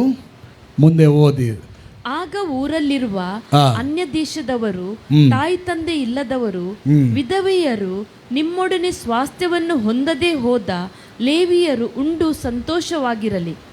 ನೀವು ಹೀಗೆ ನಡೆದುಕೊಂಡರೆ ನಿಮ್ಮ ದೇವರಾದ ಯೆಹೋವನು ನಿಮ್ಮ ಎಲ್ಲಾ ಪ್ರಯತ್ನಗಳನ್ನು ಸಫಲ ಮಾಡುವನು. ನೋಡಿ, ನೀವು ಹೀಗೆ ನಡೆದುಕೊಂಡರೆ ನಿಮ್ಮ ದೇವರಾದ ಯೆಹೋವನು ನಿಮ್ಮ ಎಲ್ಲ ಪ್ರಯತ್ನಗಳನ್ನು ಸಫಲ ಮಾಡುವನಂತೆ. ಹಾಲಲ್ಲಿ ನಾನು ಹೇಳಿದೆ, ವರ್ಡ್ ಆಫ್ ಗಾಡ್ ಒಂದು ಏನಾಗಿದೆ ಗೊತ್ತುಂಟ? ಖಜಾನೆ ಆಗಿದೆ. ಅದರಿಂದ ತೆಗಿಬೇಕು. ಏನು ಸಿಗ್ತದೆ ಅದರಿಂದ ತೆಗಿಲಿಕ್ಕೆ? ವಾಕ್ಯಗಳು ಸಿಗ್ತದೆ. ವಾಕ್ಯಗಳು ನಮ್ಮ ಬ್ಲೆಸ್ಸಿಂಗನ್ನು ತೆರೆಯುವಂಥ ಕೀಗಳಾಗಿದೆ ಪ್ರಿಯರೇ. ಎಲ್ಲಿ ವಾಕ್ಯ ಇಲ್ಲ ಅಲ್ಲಿ ಒಂದು ಶಾಪದ ಒಂದು ರೀತಿಯ ಅನುಭವ, ಡ್ರೈ ಲ್ಯಾಂಡಿನ ಅನುಭವ, ಒಣಗಿದ ಭೂಮಿಯ ಅನುಭವ ಆಗ್ತದೆ. ಹಲ್ಲೆಲೂಯಾ. ಎಲ್ಲಿ ವರ್ಡ್ ಎಂಬ ಕೀಯನ್ನು ತೆಗೆದುಕೊಂಡು ನಾವು ತೆರೆಯುವುದಂದರೆ ಲೈಫಲ್ಲಿ ಅದನ್ನು ಪಾಲಿಸುವುದು. ಯಾರು ಅದನ್ನು ಪಾಲಿಸ್ತಾರೋ ಅವರು ಕೀ ತೆರೆಯುವುದು. ಹಲ್ಲೆಲೂಯಾ. ಓಕೆ, ಇನ್ನೊಮ್ಮೆ ಹೇಳ್ತಾರೆ ಕೇಳಿ. 3ನೇ ಒಂದು ದಶಮ ಭಾಗ, 1ನೇ ದಶಮ ಭಾಗ ಲೇವಿಯರ ದಶಮ ಭಾಗ, 2ನೇ ದಶಮ ಭಾಗ ಯಾರ್ದು? ವಿಶೇಷ ದಿನಗಳಿಗಾಗಿ ಆಲಯದಲ್ಲಿ ಕೂಡಿಸುವಂಥ ದಶಮ ಭಾಗ. 3ನೇ ದಶಮ ಭಾಗ ಅನ್ಯರು, ವಿದೇಶಿಯರು, ಕೊರತೆಯುಳ್ಳವರು, ಮತ್ತು ಅದರಲ್ಲಿ ಲೇವಿಯರು ಕೂಡ ಬಂತು, ಇವರಿಗಾಗಿ ಅಂದರೆ ಸಹಾಯ ಮಾಡುವಂಥ ದಶಮ ಭಾಗ. ಇತರರಿಗೆ ಸಹಾಯ ಮಾಡಲಿಕ್ಕೆ, ಕೊರತೆ ಇಲ್ಲವರಿಗೆ, ಸ್ವಾಸ್ಥ್ಯದಲ್ಲಿ ಇಲ್ಲದವರಿಗೆ, ಇತರರಿಗೆ ಸಹಾಯ ಮಾಡುವಂಥ ಒಂದು ಭಾಗ 3ನೇ ವರ್ಷದಲ್ಲಿ ಅದನ್ನು ಪ್ರತ್ಯೇಕಿಸ್ತಾ ಇದ್ದರು. ಹಲ್ಲೆಲೂಯಾ. ಯಾವಾಗಲೂ ತಂದು ಆಲಯಕ್ಕೆ ಹಾಕ್ತಾಯಿದ್ರು. ಅದರಲ್ಲಿ ಪಾಲುಗಾರರು ಲೇವಿಯರು. ಹಲ್ಲೆಲೂಯಾ. ಆಲಯದ ವ್ಯವಸ್ಥೆಗಳಿಗಾಗಿ ಮತ್ತು ಲೇವಿಯರ ಜೀವನಕ್ಕಾಗಿ. ಒಬ್ಬನು ಯಾರು ಮಾತಾಡಲಿಕ್ಕಿಲ್ಲ, ಅದನ್ನು ಲೇವಿಯ ಹೇಗೆ ಉಪಯೋಗಿಸ್ಕೊಂಡು, ಆದರೆ ದೇವರು ಒಬ್ಬನು ನೋಡ್ತಾ ಇದ್ದಾನೆ. ಅವನು ರೈಟ್ ವೇಲಿ ಉಪಯೋಗಿಸ್ಕೊಂಡ್ರೆ ರೈಟ್ ಆದ ಬ್ಲೆಸ್ಸಿಂಗ್, ಅವನು ರಾಂಗ್ ವೇಲಿ ಉಪಯೋಗಿಸ್ಕೊಂಡ್ರೆ ಅವನ ಬ್ಲೆಸ್ಸಿಂಗನ್ನು ಅವನು ಕಳೀತಾನೆ. ಓಕೆ, ಒಂದನೇದಾಗಿ ಲೇವಿಯರಿಗೆ ಸಿಗುವಂಥ ಭಾಗ, 2ನೇದಾಗಿ ವಿಶೇಷ ದಿನಗಳಲ್ಲಿ ವರ್ಷಕ್ಕೊಮ್ಮೆ ಕೊಡುವಂಥ ಭಾಗ, 3ನೇದಾಗಿ 3 ವರ್ಷಕ್ಕೊಮ್ಮೆ ಅಲ್ವಾ? ಸರಿ ಅಲ್ವಾ? ಪ್ರತಿ 3 ವರ್ಷಕ್ಕೊಮ್ಮೆ ಯಾರಿಗೆ ಕೊಡುವಂಥ ಭಾಗ ಅಂತೆ?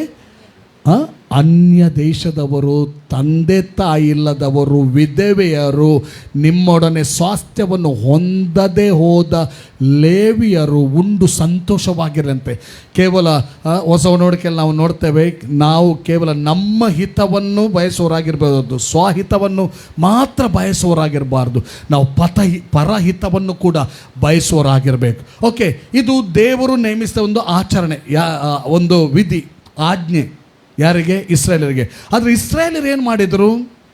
ಅದಕ್ಕೆ ವಾರೆಯಾಗಿ ನಡೆದರು. ಆದ್ದರಿಂದ ಮಲಾಕಿ ಪ್ರವಾದನೆಯಲ್ಲಿ ಪ್ರವಾದಿಯಾದಂಥ ಮಲಾಕಿಯ ಮೂಲಕ ದೇವರು ತನ್ನ ರೋಷವನ್ನಲ್ಲಿ ವ್ಯಕ್ತಪಡಿಸ್ತಾನೆ, ಸಿಟ್ಟನ್ನು ವ್ಯಕ್ತಪಡಿಸ್ತಾನೆ. 3ನೇ ಅಧ್ಯಾಯ 8ರಿಂದ 10 ವಚನ ಓದ್ರಿ. ಅಲ್ಲಿ ಏನು ಬರ್ತಿದೆ? ವರ್ಡ್ ಆಫ್ ಗಾಡ್ ಸ್ಟಡಿ ಮಾಡುವಾಗ ಒಂಥರ ಇದಾಗ್ತದೆ. ಅಂದರೆ ವಾಕ್ಯಕ್ಕೆ ಕರೆಕ್ಟ್ ಗಮನ ಕೊಡ್ರಿ. ನನಗೆ ವಾಕ್ಯ ಬೇಕು, ಆಗ ನಿದ್ದೆ ಬರೋದಿಲ್ಲ. ನರಮನುಷ್ಯನು ದೇವರಿಂದ ಕದ್ದುಕೊಳ್ಳಬಹುದೇ? ನರಮನುಷ್ಯನು ದೇವರಿಂದ ಕದ್ದುಕೊಳ್ಳಬಹುದೇ? ನೀವು ನನ್ನಿಂದ ಕದ್ದುಕೊಳ್ಳುತ್ತಿದ್ದೀರಿ. ನಿನ್ನಿಂದ ಏನು ಕದ್ದುಕೊಂಡಿದ್ದೇವೆ ಎಂದುಕೊಳ್ಳುತ್ತೀರೋ? ದಶಮಾಂಶ, ನನಗೋಸ್ಕರ ಪ್ರತ್ಯೇಕಿಸಬೇಕಾದ ಪದಾರ್ಥ. ನೋಡಿ, ದಶಮ ಭಾಗ ಅನ್ನುವಂಥದ್ದು ಒಡಂಬಡಿಕೆ ಕಾಲದಲ್ಲಿ ಅದು ದೇವರಿಗೇನೆ ಸಂಬಂಧಪಟ್ಟದ್ದು. ಅದರಲ್ಲಿ ಒಬ್ಬ ಮನುಷ್ಯ ದುಡಿಮೆ ಮಾಡಿ ಅದನ್ನು ಹೊಂದಿದ್ರು ಅವನಿಗೆ ಸಂಬಂಧಪಟ್ಟದಲ್ಲ, ಅದು ದೇವರಿಗೇನೆ ಸಂಬಂಧಪಟ್ಟದ್ದು. ಆದ್ರೆ ಅದರಲ್ಲಿ ನೀವು ಕದ್ದುಕೊಂಡಿದ್ದೀರಿ ಅಂತ ದೇವರು ಹೇಳ್ತಾ ಇದ್ದಾರೆ. ಆಮೇಲೆ ಇವುಗಳನ್ನೇ ನೀವು ಅಂದರೆ ಈ ಜನಾಂಗದವರೆಲ್ಲ ನನ್ನಿಂದ ಕದ್ದುಕೊಳ್ಳುವವರಾದ ಕಾರಣ ಶಾಪಗ್ರಸ್ತರಾಗಿದ್ದೀರಿ. ನನ್ನ ಆಲಯವು ಆಹಾರ ಶೂನ್ಯವಾಗದಂತೆ ನೀವು ದಶಮಾಂಶ ಯಾವತ್ತನ್ನು ಭಂಡಾರಕ್ಕೆ ತೆಗೆದುಕೊಂಡು ಬನ್ನಿರಿ. ನಾನು ಪರಲೋಕದ ದ್ವಾರಗಳನ್ನು ತೆರೆದು ನಿಮ್ಮಲ್ಲಿ ಸ್ಥಳ ಹಿಡಿಯಲಾಗದಷ್ಟು ಸುವರವನ್ನು ಸುರಿಯುವೆನೋ ಇಲ್ಲವೋ ನನ್ನನ್ನು ಹೀಗೆ ಪರೀಕ್ಷಿಸಿರಿ. ನೋಡಿ, ದೇವರು ಹೇಳ್ತಾನೆ, ಹೀಗೆ ಪರೀಕ್ಷಿಸಿ ನೋಡ್ರಿ ಎಂಬುದಾಗಿ. ಮತ್ತೆ ನೆಕ್ಸ್ಟ್, ಇದು ಸೇನಾಧೀಶ್ವರರಂದ ಯೆಹೋವನ ನುಡಿ. ನೆಕ್ಸ್ಟ್ ವರ್ಡ್ ಏನು ಹೇಳ್ತದೆ? ನುಂಗುವ ಹುಳವನ್ನು ನಾನು ನಿಮಗಾಗಿ ತಡೆಯುವೆನು. ನೋಡಿ, ಹೀಗೆ ಮಾಡಿದ್ರೆ ನನ್ನಗೆ ಪ್ರತ್ಯೇಕಿಸತಕ್ಕದನ್ನು ನೀವು ಪ್ರತ್ಯೇಕಿಸಿ ಬಿತ್ತತಕ್ಕದನ್ನು ಬಿತ್ತಿದ್ರೆ ನಿಮ್ಮ ಜೀವಿತದಲ್ಲಿ ಬರುವಂಥ ನುಂಗುವ ಹುಳಗಳನ್ನು ನಾನು ತಡೆಯುವೆನೆಂಬುದಾಗಿ ದೇವರು ಹೇಳಿದ್ದಾನೆ. ಆಮೇಲೆ ಅದು ನಿಮ್ಮ ಭೂಮಿಯ ಫಲವನ್ನು ನಾಶ ಮಾಡದು, ನಿಮ್ಮ ದ್ರಾಕ್ಷಿಯ ಹಣ್ಣು ತೋಟದಲ್ಲಿ ಉದುರಿ ಹೋಗದು. ಇದು ಸೇನಾಧೀಶ್ವರನಾದ ಯೆಹೋವನ ನುಡಿ. ನೋಡಿ, ಅಕ್ಕಪಕ್ಕದಲ್ಲೆಲ್ಲ ಹುಳಗಳು ಬಂದಿರ್ಬೋದು, ಅದನ್ನು ಅಕ್ಸೆಪ್ಟ್ ಮಾಡ್ಕೊಳ್ಬೇಕು, ಅಗ್ರಿ ಆಗೋದು ಬೇಡ. ನಾವು ಒಂದು ಮರ ನಂಕಲ ಬರ್ಕೊಂಡು ಜಾಗ್ರತೆ ಬೇಕು, ಭಯ ಬೇಡ, ಫಿಯರ್ ಬೇಡ. ನಾವು ಮಾಡತಕ್ಕಂಥ ವಾಕ್ಯವನ್ನು ಮಾಡಿ ದೇವರ ಮುಂದೆ ಅದನ್ನು ಮಾಡಿ ನಿಂತುಕೊಳ್ಳುವಾಗ ಪಕ್ಕದಲ್ಲಿ ಹುಳ ಬಂದರೂ ಕೂಡ ನಮ್ಮ ಗದ್ದೆಗೆ ಹುಳ ಬರುವುದಿಲ್ಲ. ಅದನ್ನು ತಡೆಯಲು ಶಕ್ತನು ನಮ್ಮ ದೇವರು. ಹಲ್ಲೆಲೂಯಾ. ಏನು ಹೇಳ್ತೀರಿ? ದೇವರ ಹತ್ರ ಸಾಧ್ಯ ಅಲ್ವಾ? ನಿಮ್ಮ ಪಕ್ಕದ ಗದ್ದೆಗೆ ಹುಳ ಬಂದಿದೆ, ನಿಮ್ಮ ಗದ್ದೆಗೆ ಹುಳ ಬರದಾಗೆ ತಡೆಯುವುದಕ್ಕೆ ಸಾಧ್ಯವಿಲ್ವಾ? ಒಂದು ಘಟನೆ ನಿಮಗೆ ಹೇಳ್ತೇನೆ ನಾನು, ನಿಜ ನಡೆದ ಘಟನೆ. ಉಡುಪಿಯಲ್ಲಿ ಪ್ರಾರಂಭವಾಯಿತು ಒಂದು ಸೇವೆ, ಒಂದು ಸಭೆ ಪ್ರಾರಂಭವಾಯಿತು. ಸಭೆ ಪ್ರಾರಂಭವಾದಂಥ ಸಂದರ್ಭದಲ್ಲಿ ಅನೇಕರು, ಆ ಸಭೆ ಪ್ರಾರಂಭವಾದ ದಿನಗಳಲ್ಲಿ ಸಣ್ಣ ಒಂದು ತುಳುವಲ್ಲಿ ಹೇಳ್ತಾರೆ ಮುಲಿ ಬೈ ಅಂತ ಹೇಳ್ತಾರಲ್ಲ, ಹುಲ್ಲಿನ ಮೇಲ್ಚಾವಣಿ ಮತ್ತು ಇದು ತೆಂಗಿನ ಗರಿದು ಅಡ್ಡ ತಟ್ಟಿ ಅಂತ ಹೇಳ್ತಾರೆ ತುಳುವಲ್ಲಿ ಅಲ್ವಾ, ಅಡ್ಡ ಕಟ್ಟಿ ಒಂದು ಸೇರ್ಲಿಕ್ಕೆ ಕೋಣೆಯಾಗಿ ಮಾಡಿ ಕರ್ತನನ್ನು ಆರಾಧಿಸ್ತಾ ಇದ್ರಂತೆ. ಮುಳಿತ ಚರ್ಚ್.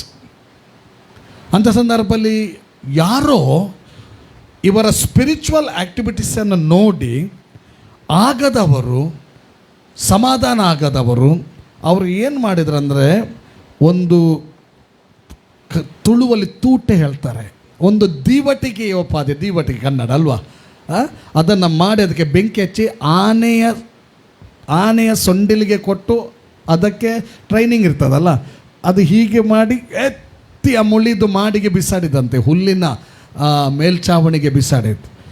ಆಗ ಏನಾಯ್ತು ಅಂದರೆ ಎಲ್ಲ ಬೆಂಕಿ ಸುಟ್ಟು ಅದು ಮೇಲ್ಚಾವಣಿಯ ಪ್ಲೇಸ್ ಎಲ್ಲ ಸುಟ್ಟೋಯ್ತಂತೆ. ಸ್ವಲ್ಪ ದಿನದಲ್ಲಿ ಏನಾಯ್ತು ಗೊತ್ತಾ? ಇಡೀ ಪಟ್ಟಣಕ್ಕೆ ಚಿಕನ್ ಫಾಕ್ಸ್ ಆಗಿ ಸಮಸ್ಯೆ ಬಂತು. ಇಡೀ ಪಟ್ಟಣಕ್ಕೆ ಸಮಸ್ಯೆ ಬಂದಾಗ, ಚಿಕನ್ ಫಾಕ್ಸ್ ಆಗಿಂತ ಒಂದು ಸಮಸ್ಯೆ ಅಲ್ಲಿ ಬಂದಾಗ, ಅವರು ಆ ಸಮಸ್ಯೆಗೆ ಒಳಗಾದವರು ಮತ್ತು ಆ ಆನೆಯ ಮೂಲಕ ಬೆಂಕಿಯನ್ನು ಬಿಸಾಡಿಸಿದವರು ಅವರ ಪರಿಹಾರದ ಪ್ಲೇಸ್ಗೆ ಹೋಗ್ತಾರೆ. ಅವರಿಗೆ ಎಲ್ಲಿ ಪರಿಹಾರ ಸಿಗ್ತದಂತ ಅವರು ನಂಬಿರ್ತಾರೋ ಅಲ್ಲಿ ಹೋಗ್ತಾರೆ. ಅಲ್ಲಿ ಹೋಗಿ ಕೇಳ್ತಾರೆ. ಕೇಳಿದಾಗ ಅವರು ನಂಬುವಂಥ ಸಂಗತಿ ಅವರಿಗೆ ಹೇಳಿದ್ದೇನೆಂದರೆ ಏನು ಗೊತ್ತುಂಟ? ಅವಳು ಅಲ್ಲಿ ಯಾರೆಲ್ಲ ಅದಕ್ಕೆ ಸಂಬಂಧಪಟ್ಟವರಿದ್ದಾರೋ, ಯಾವುದಕ್ಕೆ? ಆ ಚರ್ಚ್ಗೆ, ಅಲ್ಲಿ ಆ ದೇವರನ್ನು ನಂಬುವಂಥ ಯಾರೆಲ್ಲ ಇದ್ದಾರೋ, ಆ ಚರ್ಚ್ ಮಾತ್ರ ಅಲ್ಲ, ಆ ದೇವರನ್ನು ನಂಬುವಂಥ ಎಲ್ಲ ಜನರ ಸುತ್ತಲೂ ದೂತರನ್ನು ನಾನು ನೋಡ್ತಾ ಇದ್ದೇನೆ. ನನಗೆ ಹೋಗಿ ಅವರಿಗೆ ಹಾನಿ ಮಾಡಲಿಕ್ಕೆ ಆಗೋದಿಲ್ಲ, ಆ ಚರ್ಚ್ ಕಂಪೌಂಡಿಗೂ ನನಗೆ ಹೋಗ್ಲಿಕ್ಕೆ ಆಗೋದಿಲ್ಲ, ಮತ್ತು ಅಲ್ಲಿಗೆ ಸಂಬಂಧಪಟ್ಟಂಥ ದೇವಜನರ ಬಳಿಗೂ ನನಗೆ ಹೋಗ್ಲಿಕ್ಕೆ ಆಗೋದಿಲ್ಲ. ಅದಕ್ಕೆ ಪರಿಹಾರ ಒಂದೇ, ನೀವು ಸಾರಿ ಕೇಳಬೇಕು. ನನಗೇನು ಮಾಡಲಿಕ್ಕೆ ಆಗೋದಿಲ್ಲ. ಎಲ್ಲ ಕಡೆ ಬಂದಿದೆ, ಅಕ್ಕಪಕ್ಕದಲ್ಲೇ ಇದ್ದಾರೆ ದೇವಜನರು, ಅವ್ರಿಗೇನಿಲ್ಲ. ದೇವರ ಕೋಪ ಕೆಲವೊಂದು ಸಾರಿ ಹೇಗೆ ಪ್ರಕಟಗೊಳ್ತಾ ಅಂತ ಹೇಳಲಿಕ್ಕೆ ಆಗೋದಿಲ್ಲ. ಹೊಸ ಒಡಂಬಡಿಕೆ ಕಾಲದಲ್ಲಿ ಕೂಡ ದೇವರ ಕೋಪ ಪ್ರಕಟಗೊಂಡಿದೆ ಅಲ್ವಾ? ತನಗೆ ಅವಿಧೇಯರಾದವರ ಜನರ ಮೇಲೆ ದೇವರ ಕೋಪ ಪ್ರಕಟಗೊಂಡಿದೆ, ಇಲ್ಲಂತ ಇಲ್ಲ.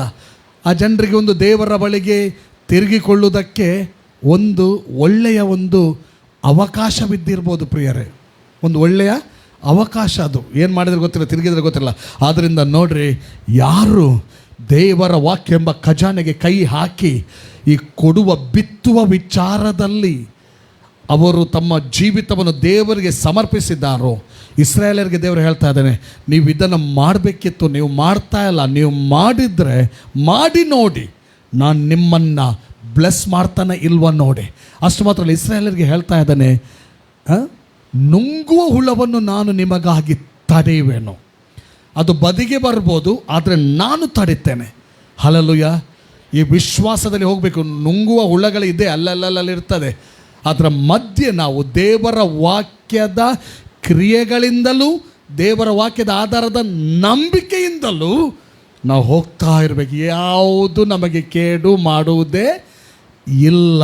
ದೇವರ ಮಹಿಮೆ ನಮ್ಮ ಮೂಲಕ ತೋರಿಸಲ್ಪಡ್ತದೆ. ಹಲ್ಲೆಲೂಯಾ. ಹಾಗಾದರೆ ಇಸ್ರಾಯೇಲರು ಮಾಡಿದಾಗ ದೇವರು ಕೋಪದಿಂದ ಅವರನ್ನು ಗದರಿಸ್ತಾನೆ. ಮಾಡಿದರೆ ನೀವು ಇಂಥ ಬ್ಲೆಸ್ಸಿಂಗನ್ನು ಪಡೀತೀರಿ ಎಂಬುದಾಗಿ ಹೇಳಿದ. Hallelujah, hallelujah. ಈಗ ನಮ್ಮದೊಂದು ಆಲೋಚನೆ ಏನಂದರೆ, ಇದೆಲ್ಲ ಧರ್ಮಶಾಸ್ತ್ರ. ಬೈಬಲ್ ಹೇಳ್ತದಲ್ಲ, ಧರ್ಮಶಾಸ್ತ್ರದ ಪಾಲಿಗೆ ನಾವು ಸತ್ತಿದ್ದೇವೆ ಎಂಬುದಾಗಿ. ಎಕ್ಸಾಕ್ಟ್ಲಿ, ನಾವು ಧರ್ಮಶಾಸ್ತ್ರದ ಪಾಲಿಗೆ ಸತ್ತಿದ್ದೇವೆ. ಎಲ್ಲಿ ಹೇಳ್ತದೆ ಧರ್ಮಶಾಸ್ತ್ರದ ಕುರಿತಾಗಿ? ಧರ್ಮಶಾಸ್ತ್ರದ ಪಾಲಿಗೆ ನಾವು ಸತ್ತಿದ್ದೇವೆ ಎಲ್ಲಿ ಹೇಳ್ತದೆ? ಗಲಾತ್ಯದಲ್ಲಿ ಹೇಳ್ತದೆ ಅಲ್ವಾ? ಎಷ್ಟನೇ ಅಧ್ಯಾಯ?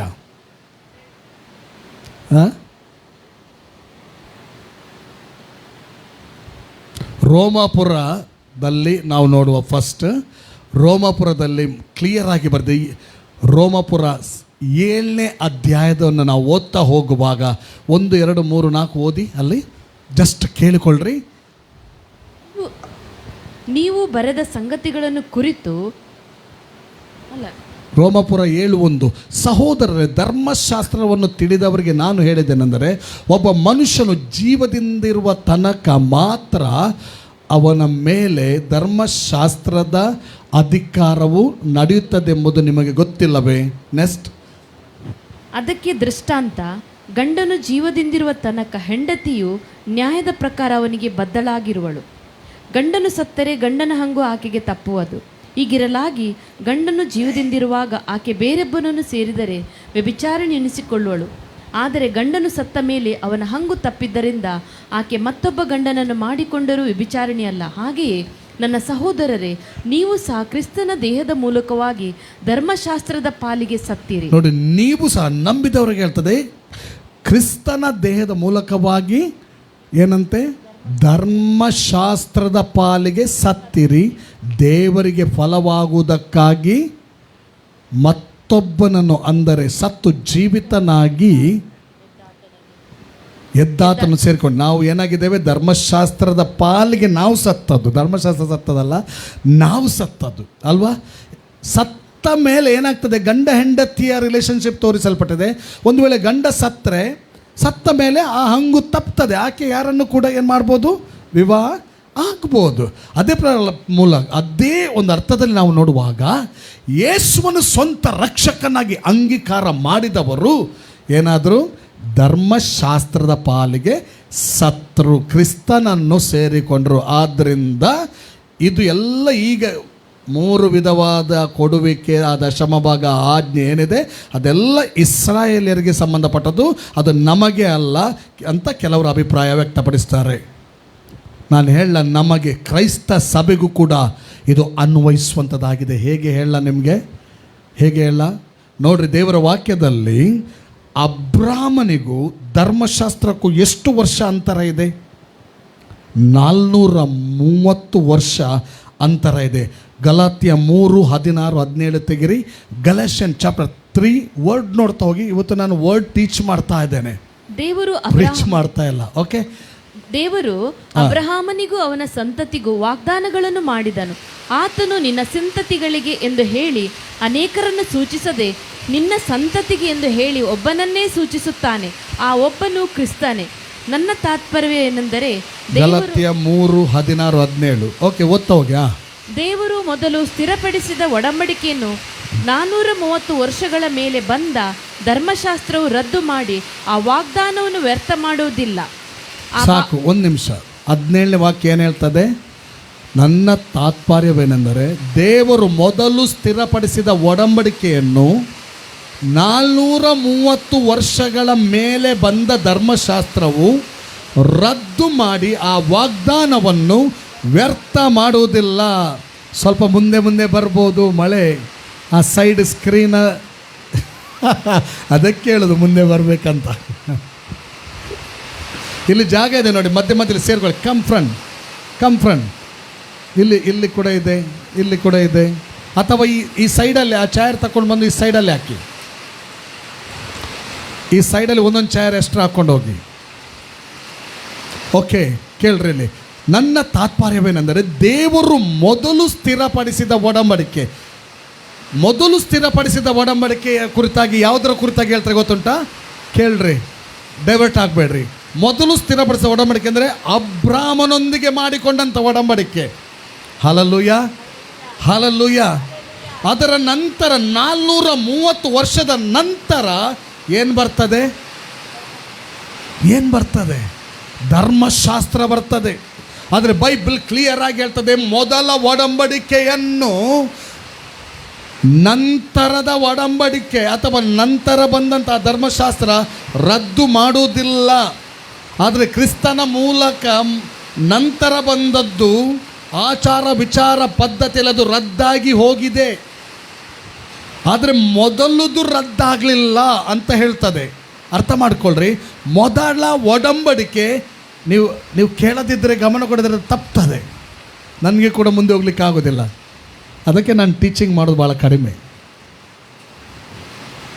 ವರ್ಡ್ ಟು ವರ್ಡನ್ನು ಕೇಳ್ತಾ ಹೋಗುವಾಗ ಕೆಲವು ಸ್ಪಿರಿಚುವಲ್ ಟ್ರುತ್ ಏನಾಗ್ತದೆ? ರಿವೀಲ್ ಆಗ್ತದೆ. ಹಲ್ಲೆಲೂಯಾ. ಕೇಳ್ತೀರಾ? Are you ready?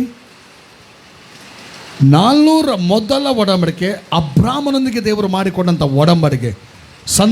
ಸಂತತಿಗೆ ಬರುವಂಥ ಆಶೀರ್ವಾದ, ಕ್ರಿಸ್ತನ ಮೂಲಕ ಬರುವಂಥ ಆಶೀರ್ವಾದ ಏನಿದ್ರೂ ಕೂಡ 430 ವರ್ಷಗಳ ನಂತರ ಬಂದ ಧರ್ಮಶಾಸ್ತ್ರದ ನಿಮಿತ್ತವಾಗಿ ಅದು ರದ್ದಾಗಿ ಹೋಗುವುದಿಲ್ಲ. ಅದು ಹಾಗೇನೇ ಇರ್ತದೆ. ಓಕೆ, ಹಾಗೇನೇ ಇರ್ತದಂತೆ. ಈಗ ನಾನು ಇದನ್ನು ಯಾಕೆ ಹೇಳ್ತಾ ಇದ್ದೇನೆಂದರೆ, ಇವತ್ತು ಕ್ರಿಸ್ತನಲ್ಲಿ ಇರುವವರು, ಯೇಸುವನ್ನು ಅಂಗೀಕಾರ ಮಾಡಿದ ಜನರು ನಾವು ಯಾರಂತ ಬೈಬಲ್ ಹೇಳ್ತದೆ? ಅಬ್ರಹಾಮನ ಸಂತತಿ ಅಂತ ನಾವು ಹೇಳ್ತದೆ ಅಲ್ವಾ? ಹೌದಲ್ವಾ? ಅಬ್ರಾಹ್ಮನ ಸಂತತಿ ನೋಡಿ, 3ನೇ ಅಧ್ಯಾಯ, ಅದೇ ಗಲಾತ್ಯ 27-29.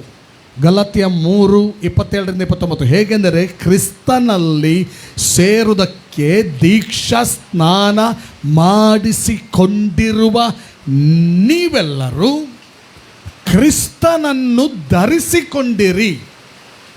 ನೀವೆಲ್ಲರೂ ಕ್ರಿಸ್ತ ಯೇಸುವಿನಲ್ಲಿ ಒಂದೇ ಆಗಿರುವುದರಿಂದ ಯಹೂದ್ಯನು ಗ್ರೀಕನು ಎಂದು, ಆಳು ಒಡೆಯ ಎಂದು, ಗಂಡು ಹೆಣ್ಣು ಎಂದು ಭೇದವಿಲ್ಲ.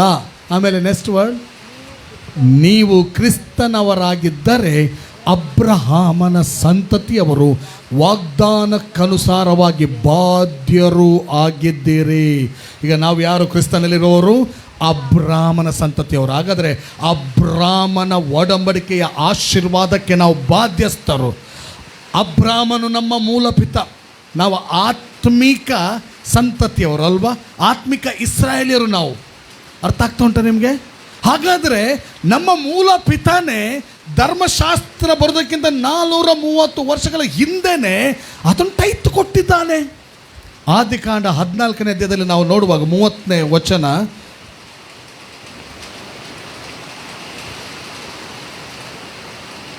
ಆದಿಕಾಂಡ 14:30 ನೋಡ್ರಿ. ಜೆನೆಸಿಸ್ 14:30. ಬೇಗ ಓದ್ತಾ ಬನ್ನಿ, ಬೇಗ ಓದ್ತಾ ಬನ್ನಿ.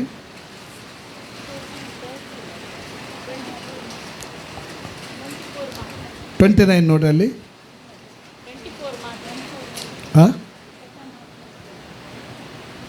ಜೆನಿಸಸ್ ಅಲ್ಲಿ ನೋಡ್ತಾ ಇದ್ದೀರಾ, ಆದಿಕಾಂಡ. ಅಲ್ಲಿ ಒಂದು ವರ್ಡ್ ಹೀಗೆ ಬರೆದಿದೆ, ಒಂದು ನಿಮಿಷ. ಮೆಲ್ಕಿಜೆದೆಕನಿಗೆ ಕೊಡುವಂಥ ಒಂದು ಭಾಗ 14:15. ಓಕೆ,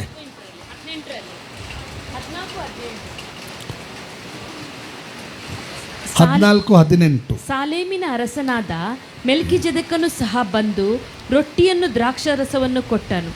ಇವನು ಪರಾತ್ಪರನಾದ ದೇವರ ಯಾಜಕನಾಗಿದ್ದು ಅಬ್ರಹಾಮನನ್ನು ಆಶೀರ್ವಾದಿಸಿ ಭೂಮ್ಯಾಕಾಶಗಳನ್ನು ನಿರ್ಮಾಣ ಮಾಡಿದ ಪರಾತ್ಪರನಾದ ದೇವರ ಆಶೀರ್ವಾದವು ಅಬ್ರಹಾಮನಿಗಾಗಲಿ, ಪರಾತ್ಪರನಾದ ದೇವರು ನಿನ್ನ ಶತ್ರುಗಳನ್ನು ನಿನ್ನ ಕೈಗೆ ಒಪ್ಪಿಸಿದ್ದಕ್ಕಾಗಿ ಆತನಿಗೆ ಸ್ತೋತ್ರ ಎಂದು ಹೇಳಿದನು. ನೋಡಿ, ಆ ಧರ್ಮಶಾಸ್ತ್ರ ಬರೋದಕ್ಕಿಂತ 430 ವರ್ಷ ಹಿಂದೆನೇ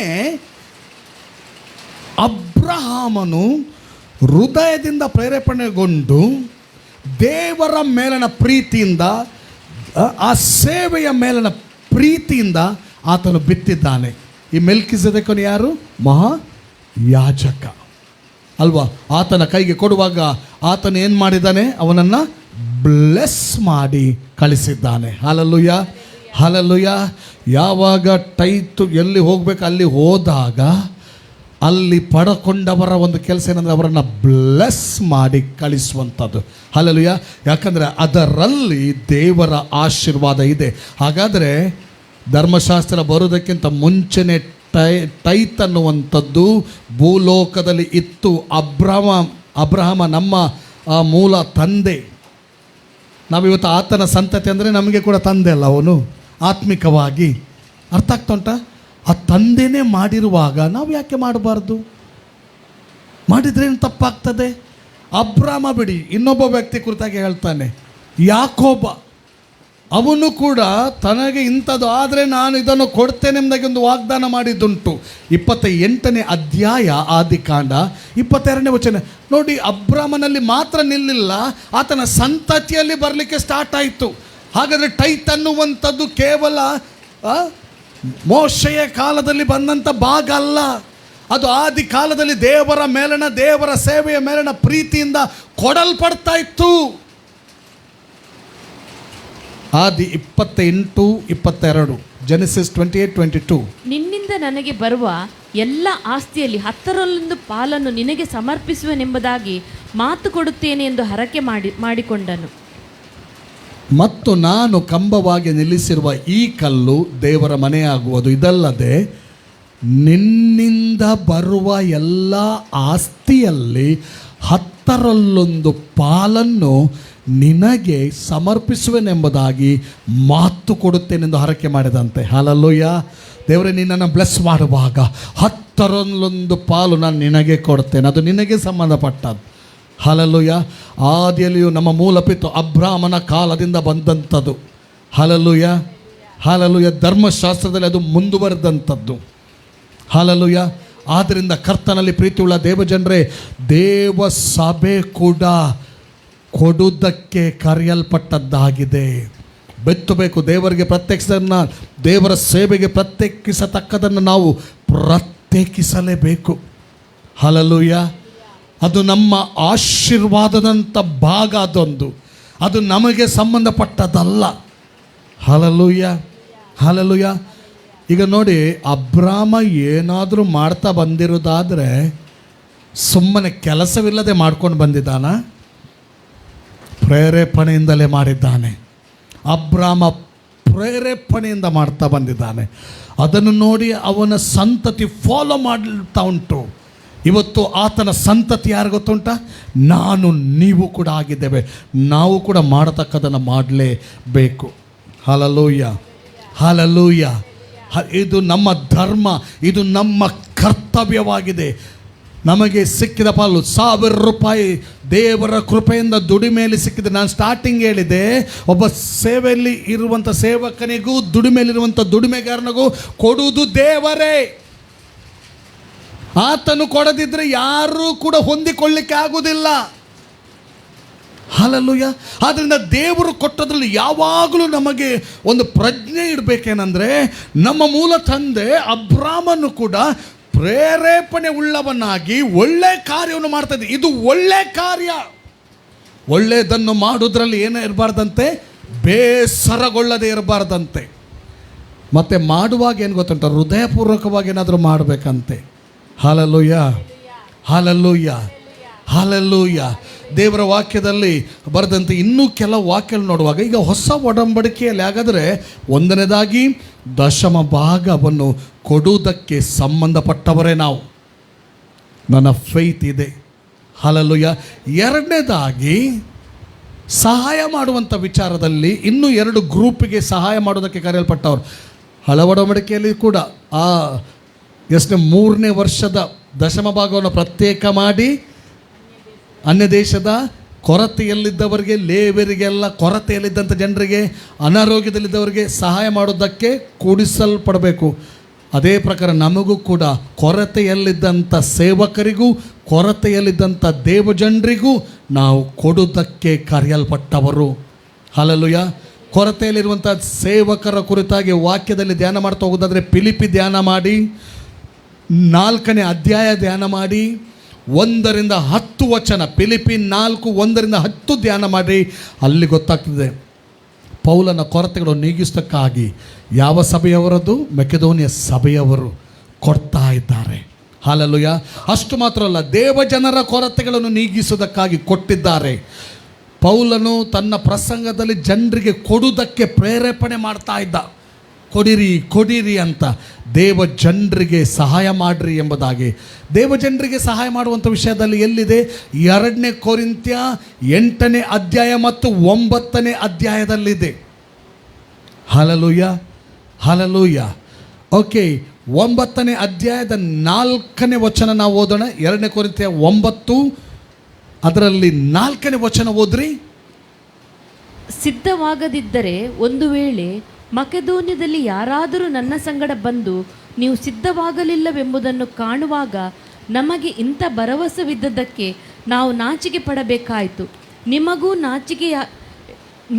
ನಾಚಿಕೆಯಾಗುವುದೆಂದು ನಾವು ಬೇರೆ ಹೇಳಬೇಕೇ? ಹೀಗಿರಲಾಗಿ ಈ ಸಹೋದರರು ಮುಂದಾಗಿ.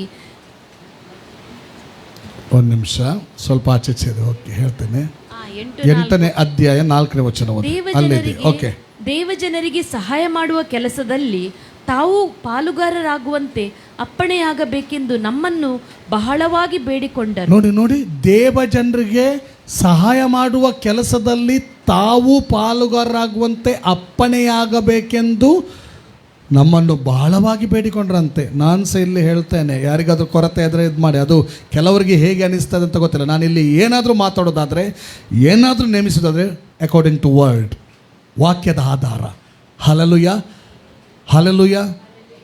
ಆಮೇಲೆ ಮುಂದಿನ ವಚನ, ಬೇಡಿಕೊಂಡರು. ನಾವು ನೆನೆಸಿದ್ದ ಪ್ರಕಾರವಾಗಿ ಅವರು ಕೊಡದೆ. ನೋಡಿ, ಮೆಕೆದೋನ್ಯದವರು ಇವರು ನೆನೆಸಿದ ಪ್ರಕಾರ, ಅಪೊಸ್ತಲರು ನೆನೆಸಿದ ಪ್ರಕಾರ ಕೊಡದೆ ಮೊದಲು ತಮ್ಮನ್ನೇ ಕರ್ತನಿಗೆ ಇದು ಒಪ್ಪಿಸಿಕೊಂಡರು. Very important. ಕೊಡುವಿಕೆಯಲ್ಲಿ ನಮ್ಮನ್ನೇ ನಾವು ಕರ್ತನಿಗೆ ಒಳಪಡಿಸೋದು. ಫಸ್ಟ್ ನಮ್ಮನ್ನು ಕೊಡದೆ ನಾವು ಕೊಟ್ಟರೆ ಏನು ಪ್ರಯೋಜನ ಇಲ್ಲ. ಒಂದು ದೇವರಿಗೂ, ಎರಡನೇದಾಗಿ ದೇವ ಸೇವಕರಿಗೂ ಕೊಡಬೇಕು. ದೇವರಿಗೆ ಕೊಡೋದಂದರೆ ತನ್ನನ್ನು ಸಂಪೂರ್ಣವಾಗಿ ದೇವರಿಗೆ ಸಮರ್ಪಿಸುವುದು. ದೇವ ಸೇವಕರಿಗೆ ಸಭೆ ತನ್ನನ್ನು ಬಿಟ್ಟು ಕೊಡೋದಂದ್ರೆ ಏನು ಗೊತ್ತುಂಟ? ದೇವ ಸೇವಕರ ಮೂಲಕ ಬರುವಂಥ ವಾಕ್ಯಕ್ಕೆ ಎಗ್ರಿ ಆಗುವಂಥದ್ದು, ಅದಕ್ಕೆ ಪಿಸು ಮಾತಾಡುವಂಥದ್ದಲ್ಲ, ಹಿಂದಿನಿಂದ ಮಾತಾಡುವಂಥದ್ದಲ್ಲ, ದೇವ ಸೇವಕರೊಂದಿಗೆ ಕನೆಕ್ಟ್ ಆಗುವಂಥದ್ದು.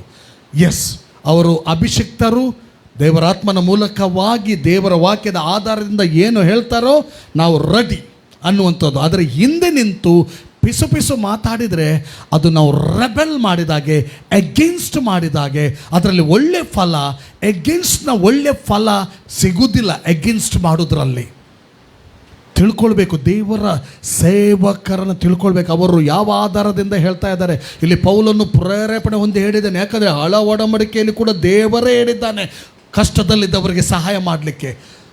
ಹಾಗಾದರೆ ಹೊಸ ಒಡಂಬಡಿಕೆಯಲ್ಲಿ ಎಷ್ಟು ಮಾಡಬೇಕಾಗಾದರೆ ಸಭೆಗೆ ಪ್ರೇರೇಪಣೆ ಕೊಡ್ತಾ ಇದ್ದಾನೆ.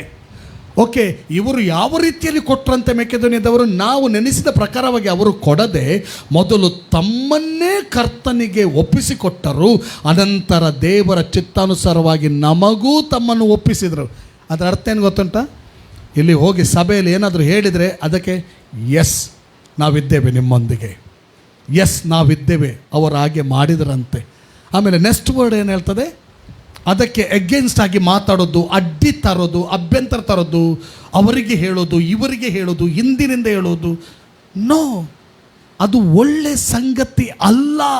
ಕನೆಕ್ಟ್ ಆಗೋದು, ಎಸ್ ನೀವು ಏನು ಮಾಡ್ತಾ ಹೋಗ್ತೀರಿ, ನಾವು ನಿಮ್ಮ ಜೊತೆ ಇದ್ದೇವೆ. ಹಲ್ಲೆಲೂಯ. ಆ ಕಾಲದ ಸಭೆಯವರು ಆ ರೀತಿ ತಮ್ಮ ಸೇವಕರುಗಳೊಂದಿಗೆ ಕನೆಕ್ಟ್ ಆಗಿದ್ದರು. ಹಲ್ಲೆಲೂಯ. ನೋಡ್ರಿ, ನೆಕ್ಸ್ಟ್ ವರ್ಡ್ ಏನಂದ್ರೆ, ಹೀಗಿರಲಾಗಿ ಈ ಧರ್ಮ ಕಾರ್ಯವನ್ನು ಮಾಡುವುದಕ್ಕೆ ಮೊದಲು ನಿಮ್ಮನ್ನು ಪ್ರೇರೇಪಿಸಿದ ತೀತನು ತಿರುಗಿ ನಿಮ್ಮ ಬಳಿಗೆ ಬಂದು ಅದನ್ನು ತೀರಿಸಬೇಕೆಂದು ನಾವು ಅವನನ್ನು ಕೇಳಿಕೊಂಡಿದ್ದೇವೆ. ನೆಕ್ಸ್ಟ್ ವರ್ಡ್, ನೀವು ದೇವರ ಮೇಲಿನ ನಂಬಿಕೆ, ವಾಕ್ಚಾತುರ್ಯ, ಜ್ಞಾನ, ಸಕಲ ವಿಧವಾದ ಆಸಕ್ತಿ, ನಮ್ಮ ಪ್ರೇರಣೆಯಿಂದ ನಿಮ್ಮಲ್ಲಿ ಹುಟ್ಟಿದ ಪ್ರೀತಿ, ಇವೇ ಮೊದಲಾದ ಎಲ್ಲ ವಿಷಯಗಳಲ್ಲಿ ಹೇಗೆ ಸಮೃದ್ಧರಾಗಿದ್ದೀರೋ ಹಾಗೆಯೇ ಈ ಧರ್ಮ ಕಾರ್ಯದಲ್ಲಿಯೂ ಸಮೃದ್ಧರಾಗಿರಿ ಅಂತ ಹೇಳ್ತಾನೆ. ಹಲ್ಲೆಲೂಯ. ಮತ್ತು 9ನೇ ಅಧ್ಯಾಯಕ್ಕೆ ಬರೋಣ. ಧರ್ಮ ಕಾರ್ಯದಲ್ಲಿ ಸಮೃದ್ಧಿ ಆಗಿರಬೇಕು. ದೇವರ ವಾಕ್ಯದಲ್ಲಿ ಬೇರೆ ಬೇರೆ ವಿಷಯಗಳಲ್ಲಿ ನಾವು ಫಲ ಕೊಡುವ ಹಾಗೆ ಬಿತ್ತುವಂಥ ವಿಷಯದಲ್ಲಿ ಕೂಡ ಫಲ ಕೊಡಬೇಕು ಅಂತ ಅರ್ಥ. ಹಲ್ಲೆಲೂಯ. ದೇವರ ವಾಕ್ಯದ ಆಧಾರದಲ್ಲಿ ಬೇರೆ ಬೇರೆ ವಿಷಯಗಳಲ್ಲಿ ನಾವು ಫಲ ಕೊಡ್ತಾ ಇದ್ದೇವೆ, ದೇವರಿಗೆ ಸ್ತೋತ್ರ. ಆದರೆ ಬಿತ್ತುವಿಕೆ ವಿಷಯದಲ್ಲಿ ಕೂಡ ಫಲ ಕೊಡಬೇಕು, ಸಮೃದ್ಧಿ ಆಗಬೇಕು, ಕೊಡುವುದರಲ್ಲಿ ಸಮೃದ್ಧಿಗೆ ಬರಬೇಕೆಂಬುದಾಗಿ. ಆಮೇಲೆ 2 ಕೊರಿಂಥ್ಯ 9:6 ಹೇಳ್ತದೆ, ಆದರೆ ಸ್ವಲ್ಪವಾಗಿ ಬಿತ್ತುವನು ಪೈರನ್ನು ಸ್ವಲ್ಪವಾಗಿ ಕೊಯ್ಯುವನು, ಹೆಚ್ಚಾಗಿ ಬಿತ್ತುವನು ಹೆಚ್ಚಾಗಿ ಕೊಯ್ಯುವನು ಎಂದು ತಿಳಿದುಕೊಳ್ಳಿರಿ. ನೆಕ್ಸ್ಟ್ ವರ್ಡ್ ಏನು ಹೇಳ್ತಾರೆ? ಪ್ರತಿಯೊಬ್ಬನು ತನ್ನ ಹೃದಯದಲ್ಲಿ ನಿರ್ಣಯಿಸಿಕೊಂಡ ಪ್ರಕಾರ ಕೊಡಲಿ.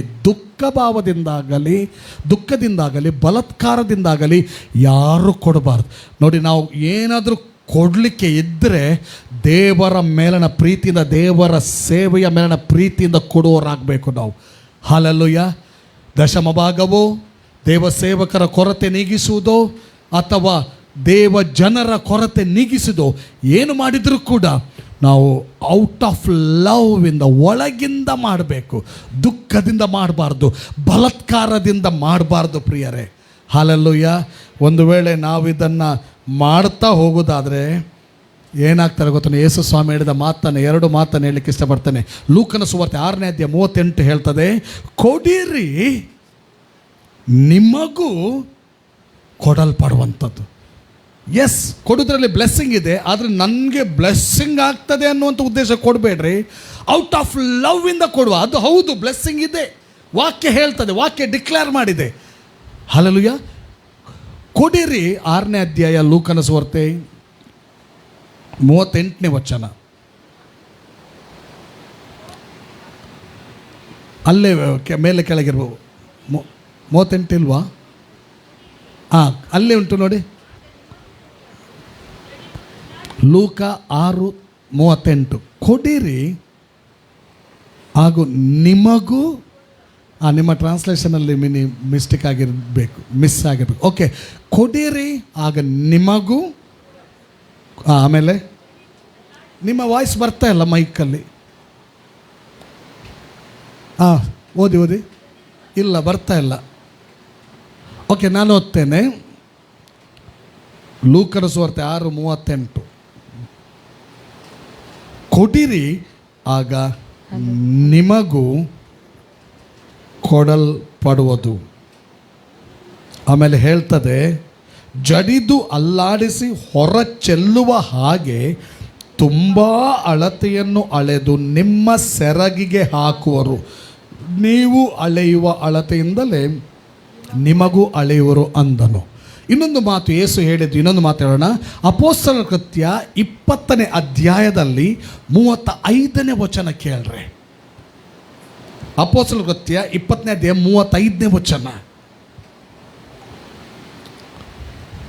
ಎಲ್ಲ ವಿಷಯಗಳಲ್ಲಿ ನಾನು ನಿಮಗೆ ಮಾದರಿ ತೋರಿಸಿದ್ದೇನೆ, ನೀವು ಹಾಗೆಯೇ ದುಡಿದು ಬಲವಿಲ್ಲದವರಿಗೆ ಉಪಕಾರ ಮಾಡಬೇಕು. ಬಲವಿಲ್ಲದವರಿಗೆ ಉಪಕಾರ ಮಾಡಬೇಕು ಮತ್ತು ತೆಗೆದುಕೊಳ್ಳುವುದಕ್ಕಿಂತ ಕೊಡುವುದೇ ಹೆಚ್ಚಿನ ಭಾಗ್ಯವೆಂಬುದಾಗಿ ಕರ್ತನಾದ ಯೇಸು ತಾನೇ ಹೇಳಿದ ಮಾತುಗಳನ್ನು ನೆನಪಿನಲ್ಲಿಟ್ಟುಕೊಂಡಿರಬೇಕು ಅಂದನು. ನೋಡಿ, ತೆಗೆದುಕೊಳ್ಳುವುದಕ್ಕಿಂತ ಕೊಡುವುದೇ ಹೆಚ್ಚಿನ ಭಾಗ್ಯ ಅಂತೆ. ಹಲೋ, ಯೇಸು ಸ್ವಾಮಿ ಯಾವತ್ತೂ ಸುಳ್ಳು ಹೇಳಿದಾರ? ನಾನು ಸ್ಟಾರ್ಟಿಂಗನ್ನೇ ಹೇಳಿದೆ, ನಮಗೆ ಸಿಕ್ಕಿದಂಥ ಭಾಗ್ಯ ಸಭೆಯಾಗಿ ಸೇರಿ ಬರೋದು, ಸ್ತುತಿಸೋದು, ಪ್ರಾರ್ಥನೆ ಮಾಡೋದು ನಮಗೆ ಸಿಕ್ಕಿದ ಭಾಗ್ಯ. ಅದರ ಜೊತೆ ಈ ಸಂದೇಶದ ಅಂತ್ಯದಲ್ಲಿ ನಾನು ಇನ್ನೊಂದು ವಿಷಯದ ಭಾಗ್ಯದ ಕುರಿತಾಗಿ ಹೇಳ್ತೇನೆ. ಕೊಡುವುದೇ ಒಂದು ನಮ್ಮ ಭಾಗ್ಯ. Hallelujah, hallelujah, hallelujah. ನಾವು ಅದನ್ನು ನೋಡೋದು ಬೇಡ, ನಮ್ಮ ಅವಶ್ಯಕತೆಗಳನ್ನು ನೋಡಿ ಹೆದರೋದು ಬೇಡ. ಸ್ವಲ್ಪ ಇದೆ, ಸಾಕಾಗೋದಿಲ್ಲ, ಅದನ್ನು ನೋಡೋದು ಬೇಡ, ದೇವರನ್ನು ನೋಡೋಣ. ಹಲ್ಲೆಲೂಯಾ. ಒಬ್ಬಳು ಸ್ತ್ರೀ ಪ್ರವಾದಿಗೆ ಕೊಡ್ತಾಳಲ್ಲ, ಯಾವ ಸ್ತ್ರೀ ಆಕೆ? ಎಲಿಶನ ಶೂನ್ಯಮ್ಯ.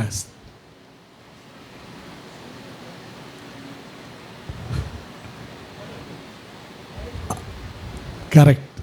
ಚಾರಪ್ತನ ದೇವರ ಮನುಷ್ಯ ಚಾರಪ್ತನ ಊರಿಗೆ ಹೋಗ್ತಾ ಇರುವಾಗ ಅಲ್ಲಿ ಒಬ್ಬಳು ಬಡ ವಿಧವೆ ಅಲ್ವಾ, ವಿಧವೆ. ಆಕೆಯಲ್ಲಿ ಏನಿತ್ತು? ಒಂದು ಹೊತ್ತಿಗೆ ಆಗುವಂಥ ಆ ಹಿಟ್ಟು ಮಾತ್ರ ಇತ್ತು. ಅದನ್ನು ತಿಂದ ನಂತರ ಕಾರಣ ಏನು ಗೊತ್ತುಂಟ? ಬರಗಾಲ ಬಂದಿದೆ, ಮಳೆ ಇಲ್ಲ, ಬರ ಬಂದಿದೆ. ಆದ್ದರಿಂದ ಪ್ರವಾದಿ ಒಂದು ಊರಲ್ಲಿದ್ದ, ಅಲ್ಲಿ ಕೂಡ ಆ ಕೊಳದ ನೀರು ಬತ್ತಿ ಹೋಯಿತು. ಈಗ ಚಾರಪ್ತೆಗೆ ಆಚೆ ಬರುವಾಗ ದೇವರು ಆಲ್ರೆಡಿ ಹೇಳಿದ್ದಾನೆ, ನಿನ್ನನ್ನು ಪೋಷಣೆ ಮಾಡೋದಕ್ಕೆ ನಾನು ಒಬ್ಬಳಿಗೆ ಆಜ್ಞೆ ಮಾಡಿದ್ದೇನೆ, ಒಬ್ಬಳಿದ್ದಾಳೆ, ನೀನು ಹೋಗು ಅಂತ ನೇಮಕ ಮಾಡಿದ್ದೇನೆ, ಒಬ್ಬಳನ್ನು ಹೋಗು ನಿನ್ನಂತ. ಅವನು ಬರುವಾಗ ಆ ಬಡ ವಿಧವೆ ಸಿಗ್ತಾಳೆ. ಏನು ಹೇಳ್ತಾಳೆ ಗೊತ್ತಾ? ರೊಟ್ಟಿ ಕೇಳಿದಾಗ ನಾನು ಹೇಗೆ ಕೊಡೋದು, ನನಗಿಷ್ಟೇ ಇರೋದು, ಇದನ್ನು ತಿಂದು ನಾನು ನನ್ನ ಮಗನು ಸಾಯಬೇಕು ಅಂತ ಹೇಳಿದಾಗ, ಇಲ್ಲ ನೀನು ಕೊಡು ಅನ್ನುವಾಗ ದೇವರ ಮನುಷ್ಯನ ಮಾತಿಗೆ ಅವಳು ವಿಧೇಯಳಾಗ್ತಾಳೆ. ಅದರಲ್ಲಿ ಒಂದು ರೊಟ್ಟಿಯನ್ನು ಮಾಡಿ ತಂದು ಕೊಡ್ತಾಳೆ. ಆಗ ಏನಾಯಿತು? ಹಿಟ್ಟು ತೀರ್ಲಿ ಅಲ್ವಾ, ಎಣ್ಣೆ ಮುಗಿಲಿಲ್ಲ, ಹಿಟ್ಟು ತೀರಲಿಲ್ಲ. ನೋಡಿ, ದೇವರೇ ಸೂಪರ್ ನ್ಯಾಚುರಲ್. ನಾವು ಬಿಲೀವ್ ಮಾಡಬೇಕು ಸೂಪರ್ ನ್ಯಾಚುರಲ್ ಪವರನ್ನು. Hallelujah, hallelujah. ಮತ್ತು ದೇವರ ಮೇಲಿನ ಪ್ರೀತಿಯಿಂದ ಈ ಹೊಸ ಒಡಂಬಡಿಕೆ ಕಾಲದವರು ದಶಮ ಭಾಗ ಮತ್ತು ಇತರರಿಗೆ ಸಹಾಯ ಮಾಡೋದ್ರಲ್ಲಿ ಎಲ್ಲರಿಗಿಂತ ಮುಂದಾಗಿ ಬರಬೇಕು ನಾವು. ಹಲ್ಲೆಲೂಯಾ. ಅದರಲ್ಲಿ ಬ್ಲೆಸ್ಸಿಂಗ್ ಉಂಟು, ಆದರೂ ಕೂಡ ದೇವರ ಮೇಲಿನ ಪ್ರೀತಿಯಿಂದ ನಾವು ಮಾಡುವಾಗ ದೊಡ್ಡ ಆಶೀರ್ವಾದಕ್ಕೆ ಪಾತ್ರರಾಗ್ತೇವೆ. ಕೊನೆಯದಾಗಿ ಒಂದು 2 ವಾಕ್ಯ ಓದಿ ಮುಗಿಸ್ತೇನೆ. ಜ್ಞಾನೋಕ್ತಿ 22:9 ಒಬ್ಬರು ತೆಗೀರಿ. ಜ್ಞಾನೋಕ್ತಿ 22:9 ಮತ್ತು ಜ್ಞಾನೋಕ್ತಿ 19:17. ಜ್ಞಾನೋಕ್ತಿ 22:9 ಓದಿ ಫಸ್ಟ್. ದಯಾದೃಷ್ಟಿಯವನು ಆಶೀರ್ವಾದವನ್ನು ಪಡೆಯುವ. ಯಾರು ಆಶೀರ್ವಾದವನ್ನು ಪಡಿತಾನಂತೆ? 22:9 ಹೇಳ್ತದೆ, ದಯಾದೃಷ್ಟಿಯವನು ಆಶೀರ್ವಾದನ ಪಡಿತಾನಂತೆ. ಬ್ಲೆಸ್ಸಿಂಗ್. ಸ್ಟಿಂಜಿ ಸ್ಪಿರಿಟ್ನವನಲ್ಲ. ಸ್ಟಿಂಜಿ ಅಂದರೆ ಕಂಜೂಸ್ ಅಲ್ಲ. ಕಂಜೂಸ್ ಯಾವಾಗಲೂ ಬ್ಲೆಸ್ಡ್ ಅಂತ ಬರೀಲಿಲ್ಲ. ದಯಾದೃಷ್ಟಿಯವನು, ಉದಾರವಾಗಿ ಬಿತ್ತುವವನು. ಮತ್ತು ಇನ್ನೊಂದು ವಾಕ್ಯ 19:17 ಏನು ಹೇಳ್ತದೆ? ಬಡವರಿಗೆ ದಯೆ ತೋರಿಸುವವನು ಯೆಹೋವನಿಗೆ ಸಾಲ ಕೊಡುವ. ಒಬ್ಬ ಸೃಷ್ಟಿಕರ್ತನಿಗೆ ಸಾಲ ಕೊಟ್ಟಂತೆ. ಬಡವರಿಗೆ ಯಾರು ದಯೆ ತೋರಿಸ್ತಾರೆ, ಸೃಷ್ಟಿಕರ್ತನಿಗೆ ಸಾಲ ಕೊಟ್ಟ ಹಾಗೆ ಅಂತೆ. ಮತ್ತು ಆ ಉಪಕಾರಕ್ಕೆ ಯೆಹೋವನೇ ಪ್ರತ್ಯುಪಕಾರ ಮಾಡುವನು. ಹಲ್ಲೆಲೂಯಾ. ವಾಗ್ದಾನ ವಚನಗಳು ಇದೆ ಬಿತ್ತುವಿಕೆ ವಿಚಾರದಲ್ಲಿ. ಇನ್ನೊಂದು ಸತ್ಯ ವಿಚಾರ ನಾನು ಕೊನೆಯದಾಗಿ ಹೇಳಲಿಕ್ಕೆ ಇಷ್ಟಪಡ್ತೇನೆ. ಯಾವ ಮನುಷ್ಯ ಬಿತ್ತುವ ವಿಚಾರದ ಪ್ರಕಟಣೆಯನ್ನು ಹೊಂದಿಕೊಂಡಿದ್ದಾನೋ ಅವನು ಸೈತಾನನ ಪ್ಲ್ಯಾನ್ಗಳನ್ನು ನಿರರ್ಥಕ ಮಾಡುವನಾಗಿದ್ದಾನೆ. ತನ್ನಲ್ಲಿಯೂ ಇತರರಲ್ಲಿಯೂ ಸೈತಾನನ ದರಿದ್ರತನದ ಅಗ್ನಿ ಬಾಣವನ್ನು ಅವನು ಮುರಿಯುವವನಾಗಿದ್ದಾನೆ. ಹಲ್ಲೆಲೂಯಾ. ತನಗೂ ಇತರರಿಗೂ. ನಾನು ಬಿತ್ತುವಾಗ ನನಗೂ ಕೂಡ ವಾಗ್ದಾನಗಳು ಇದೆ. ಯೆಹೋವನಿಗೆ ಸಾಲ ಕೊಟ್ಟ ಹಾಗೆ ಆ ಸಾಲಕ್ಕೆ, ಆ ಉಪಕಾರಕ್ಕೆ ಯೆಹೋವನು ಪ್ರತ್ಯುಪಕಾರ ಮಾಡ್ತಾನಂತೆ. Hallelujah, hallelujah. ಎಷ್ಟೋ ಕೈಗಳಲ್ಲಿ ಇವತ್ತು ಕೊರತೆ ಆಗಲಿಕ್ಕೆ ಕಾರಣ ಏನು ಗೊತ್ತುಂಟ? ಈ ನುಂಗುವ ಹುಳಗಳೆಲ್ಲ ಹಿಡಿದಿಡಲಿಕ್ಕೆ, ನುಂಗುತ್ತಿರೋದಕ್ಕೆ ಒಂದು ಕಾರಣ ಈ ಭಾಗದ ಪ್ರಕಟಣೆಯಲ್ಲಿ ಮುಂದುವರಿಯದೇ ಇರುವ ಕಾರಣ ಕೂಡ ಇರ್ಬೋದು. ಬೇರೆ ಬೇರೆ ಕಾರಣ ಇರ್ತದೆ, ಅದರಲ್ಲಿ ಒಂದು ಈ ಕಾರಣ ಕೂಡ ಇರ್ಬೋದು. ಆದ್ದರಿಂದ ಸಭೆಯೇ ದಶಮ ಭಾಗವನ್ನು ತರೋಣ, ಕಾಣಿಕೆಗಳೊಡನೆ ಬರೋಣ. ನಮ್ಮ ಫ್ಯೂಚರನ್ನು ಚಿಂತಿಸುವವರು ನಾವಲ್ಲ, ನಮಗೋಸ್ಕರ ಚಿಂತಿಸುವ ದೇವರು ಜೀವ ಸ್ವರೂಪನಾಗಿದ್ದಾನೆ. ಹಲ್ಲೆಲೂಯಾ. ನಾವು ಮಾಡುವಂಥ ಉಪಕಾರಕ್ಕೆ ಪ್ರತ್ಯುಪಕಾರ ಆತನು ಮಾಡೇ ಮಾಡ್ತಾನೆ. ಇದು ನನ್ನ ಅನುಭವ. Hallelujah, hallelujah, hallelujah. ನಾನು ನನ್ನ ಕೊರತೆಗಳಿಗಾಗಿ ಪ್ರಾರ್ಥನೆ ಮಾಡ್ತಾ ಇದ್ದೆ. ಪ್ರಾರ್ಥನೆ ಮಾಡುವಾಗ ಒಂದು ಶನಿವಾರ ಇಲ್ಲಿ ಪ್ರಾರ್ಥನೆ ಮುಗಿದ ಕೂಡಲೇ ನಾನು ನನ್ನ ಹೆಂಡತಿ ಮಕ್ಕಳ ಹತ್ರ ಹೇಳಿದೆ, ದೇವರಾತ್ಮ, ನಾನೊಂದು ಸಾಕ್ಷಿಗಾಗಿ ನಿಮ್ಮ ಹತ್ರ ಹೇಳ್ತಾ ಇದ್ದೇನೆ ಅಂತ ಹೇಳಿದೆ. ದೇವರಾತ್ಮ ನನಗೆ ಹೇಳ್ತಾ ಇದ್ದಾನೆ ಮತ್ತು ತೋರಿಸ್ತಾ ಇದ್ದಾನೆ, ಫೈನಾನ್ಸ್ ನನಗೆ ಬರುವುದನ್ನು ತೋರಿಸ್ತಾ ಇದ್ದಾನೆ ಅಂತ ಹೇಳಿದೆ. ನೀವು ಅದಕ್ಕೆ ಸಾಕ್ಷಿಗಳಂತ ಹೇಳಿದೆ. ಆಮೇಲೆ ಪ್ರೇಯರ್ ಟೈಮಲ್ಲಿ ಮೊಬೈಲ್ ಆಫ್ ಮಾಡಿರಲಿಲ್ಲ, ಸೈಲೆಂಟ್ ಮಾಡಿಟ್ಟಿದ್ದೆ. ಆಮೇಲೆ ಪ್ರೇಯರ್ ಆದ ನಂತರ ನಾವು ಮೊಬೈಲ್ ನೋಡ್ತೇವಲ್ವಾ, ಹೀಗೆ ನೋಡುವಾಗ ಮಿಸ್ ಕಾಲ್ಗಳಿತ್ತು. ಆ ಮಿಸ್ ಕಾಲ್ಗೆ ನಾನು ಕಾಲ್ ಮಾಡಿದಾಗ ಹೇಳಿದರು, ಒಂದು ಅನ್ಯ ಕುಟುಂಬ ನಿಮ್ಮಲ್ಲಿ ಬರ್ತದೆ. ಯಾರಂತೆ? ಅನ್ಯ ಕುಟುಂಬ. ಇನ್ನೂ ರಕ್ಷಣೆಗೆ ಬರಲಿ, ಆದರೆ ಯೇಸುವಿನ ಮೇಲೆ ಒಳ್ಳೆ ಅಭಿಪ್ರಾಯ ಉಂಟು ಅವ್ರಿಗೆ. ಅವರಿಗೆ ನಿಮಗೇನಾದರೂ ಕೊಡಬೇಕಂತ ಮನಸ್ಸಾಗಿದೆ ಅಂತ ಅವರು ಬರ್ತಾ ಇದ್ದಾರೆ ಅಂತ. ನೋಡ್ರಿ, ನಾನು ಇಮಿಡಿಯೇಟ್ ಹೇಳಿದೆ, ನಾನು ಸಾಕ್ಷಿ ಹೇಳಿದೆ ಅಲ್ಲ, ಅದಕ್ಕೆ ಉತ್ತರ ಬಂತು ಎಂಬುದಾಗಿ. ಅವರು ಬಂದೇ ಬಿಟ್ಟರು, ನನ್ನ ಕೊರತೆಯನ್ನು ನೀಗಿಸೇ ಬಿಟ್ಟರು. ಯಾರು? ದೇವರು ಕಾರ್ಯ ಮಾಡೋದಾದರೆ ಹೇಗೆ ಎಲ್ಲಿ ಕಾರ್ಯ ಮಾಡ್ತಾನೆ ಅಂತ ಹೇಳಲಿಕ್ಕೆ ಆಗೋದಿಲ್ಲ. ಅನ್ಯರ ಮೂಲಕ ಕೂಡ ಮಾಡಿಸ್ತಾನೆ. ಈಗ ನೀವಿಲ್ಲಿ ಕುಳಿತುಕೊಂಡಿದ್ದೀರಲ್ವಾ, ಇಲ್ಲಿ ನಾವು ಟೈಲ್ಸ್ ಹಾಕಿದ್ದೇವಲ್ವ, ಇದು ಈ ಟೈಲ್ಸ್ ಅಲ್ಲ, ಇದೊಬ್ಬರು ದೇವರ ಮನುಷ್ಯ ನಮಗೆ ಕೊಟ್ಟದ್ದು. ಹಲ್ಲೆಲೂಯಾ. ದೇವರವರನ್ನು ಬ್ಲೆಸ್ ಮಾಡಿದ್ದಾರೆ. ಓಕೆ. ಆಮೇಲೆ ಇದು ಯಾರು ಕೊಟ್ಟದ್ದು ಗೊತ್ತುಂಟ?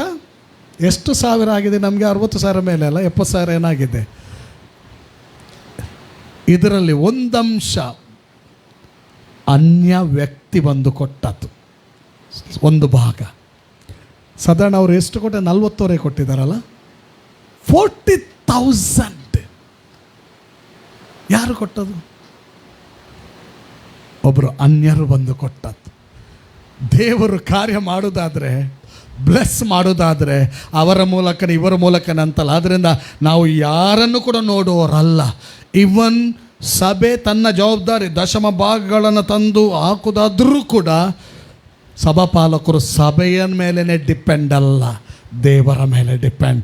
ದೇವರು ಎಲ್ಲಿ ಯಾವಾಗ ಹೇಗೆ ಕಾರ್ಯ ಮಾಡ್ತಾರೆ ಅಂತ ಹೇಳಲಿಕ್ಕೆ ಆಗೋದಿಲ್ಲ. ಆದರೆ ವಾಕ್ಯಾನುಸಾರವಾಗಿ ನಾವು ನಮ್ಮ ಜವಾಬ್ದಾರಿಯನ್ನು ಮಾಡುವಾಗ ನಮ್ಮ ಬ್ಲೆಸ್ಸಿಂಗ್ ನಮಗಿರ್ತದೆ.